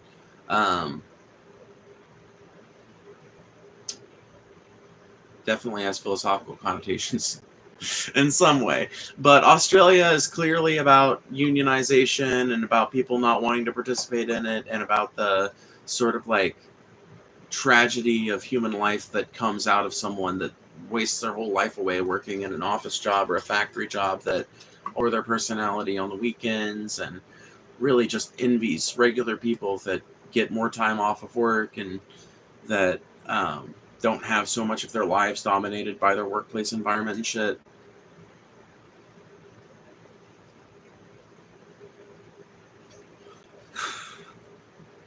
Phantom Limb is about lesbians. I know that much. That's confirmed by James Mercer himself, though.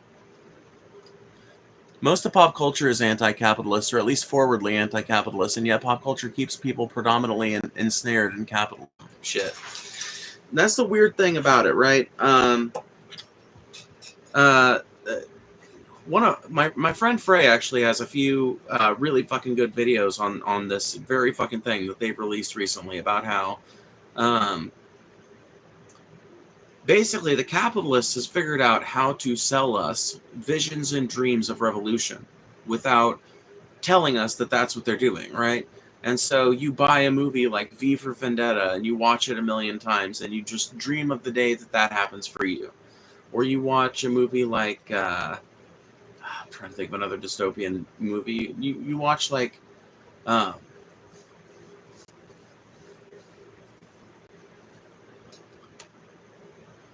I don't know, but the point is, like, you watch these fucking dystopian movies, for some reason having trouble thinking of good examples, like Terminator, you know, or Matrix is another one that's kind of like a dystopia film. So you watch these movies and all of these movies that have these kind of like capitalist, anti-bourgeoisie messaging, they all feature this hero figure that is able to overcome all that and that does right for the people and shit. Yeah. And basically they figured out a way to sell you the idea of revolution, sell you the idea of it maybe happening in the future. They've managed to figure out how they've figured out that these narratives that people write, which people like, these ideas don't come about because someone wants to make money. These ideas usually come about because some poor, impoverished, oppressed person eventually gets enough clout to manage to publish a book that is like a fictionalized telling of their idea of the problems of society. And that's what a dystopia novel is. It becomes a dystopia movie, and then you've got these portrayals that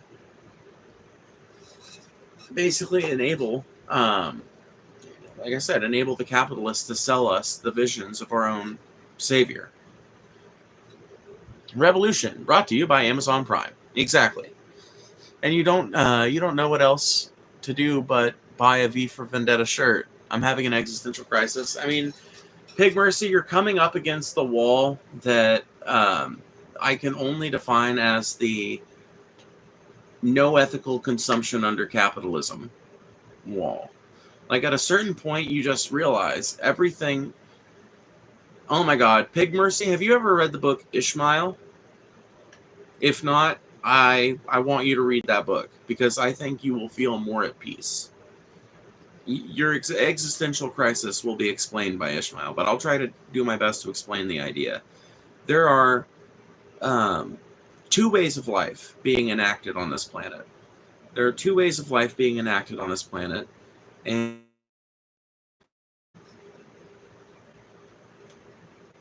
one of them is almost gone, being crushed out. The last little gasps of it are being crushed out. And one of them is taking over, and has been taking over for the last 12,000 years. The distinctions between them in Ishmael are said to be taker and leaver.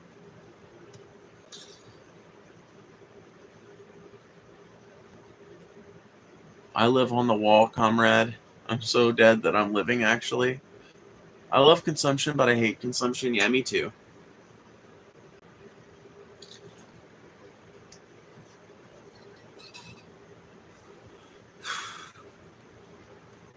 No, dude. But basically, what you're running up against is the fact that within capitalism, you are kind of forced to engage with its systems. You are raised up in this system from the very fucking moment that you open your mouth and take your first breath. You are brought up in this system. And even if your parents work to teach you how the world really works and how capitalism is not the end-all be-all of political systems and all that, even if you have parents that give you broad horizons when it comes to your understanding of the world, you still grow up in a world that requires you to continue enacting the narrative of this society. The narrative that human beings are the preeminent species. The narrative that what we want to do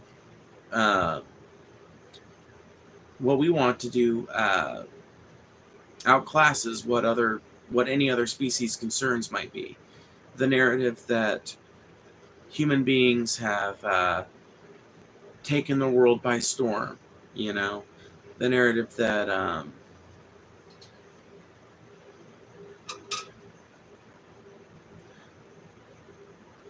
the narrative that we need consumerism, right? The narrative that we need all of these little luxuries and all these little devices and all of these little things that we've come to associate with our everyday lives, and the narrative that in order to get these things, it is acceptable to destroy not just the environment, but one another. You have no choice but to participate in these narratives, because you can't be a leaver in most societies. You can try and be a leaver. America, honestly, is one of the most leaver-friendly societies. Maybe I should explain this dichotomy. So a taker and a leaver. In the framing that Ishmael provides, a taker is a member of a society that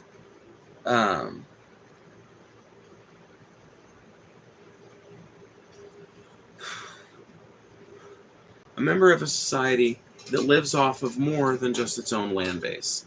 A member of a society that is a full-fledged civilization that requires the exploitation of the natural world and the rest of the natural community, including other human beings, in order to prosper. And a leaver is someone who lives outside of that system, who and the dichotomy is taken from take it or leave it. I can't explain why, but just go read the book, dude. I'm not good at explaining it. I need to reread it, honestly. But basically, leavers are people like primitive peoples, and honestly, like, you could make an argument that some homeless communities are kind of like leaver peoples.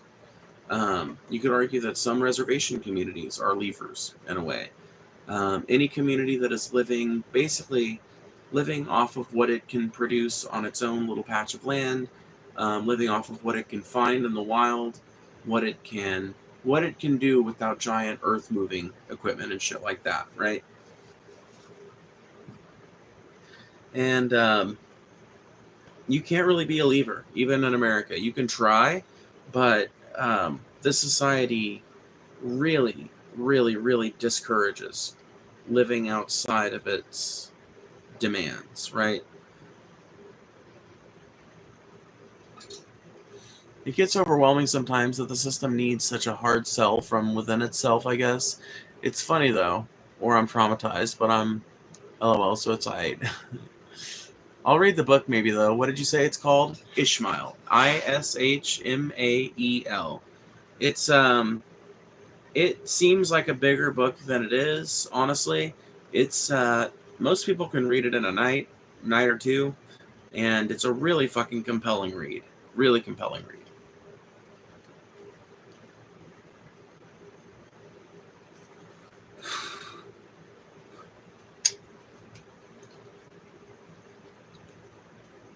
Collegiate reading, by the way. So you can, you know.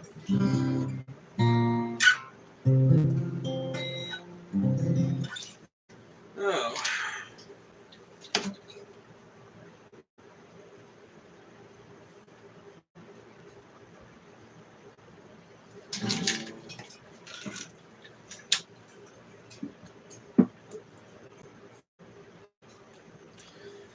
You know, that's something maybe I should introduce as like a thing on my channel, you know?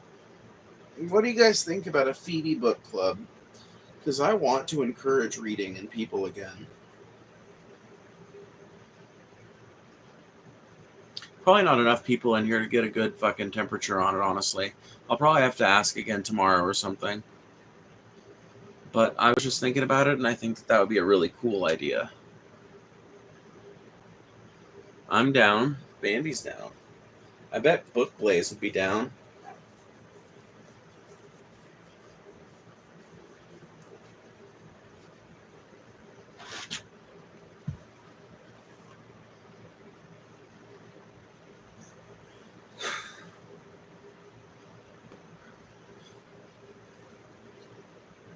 I for sure gotta go to bed. I'll see you around, Phoebe. Good night. And books? Yes, hell yeah. I don't read enough. I want to read more fiction and nonfiction. See? A book club is a great way to do that because it kind of like holds you accountable for reading it, you know? But you gotta find a group of people that are dedicated to at least trying it out the first week, you know?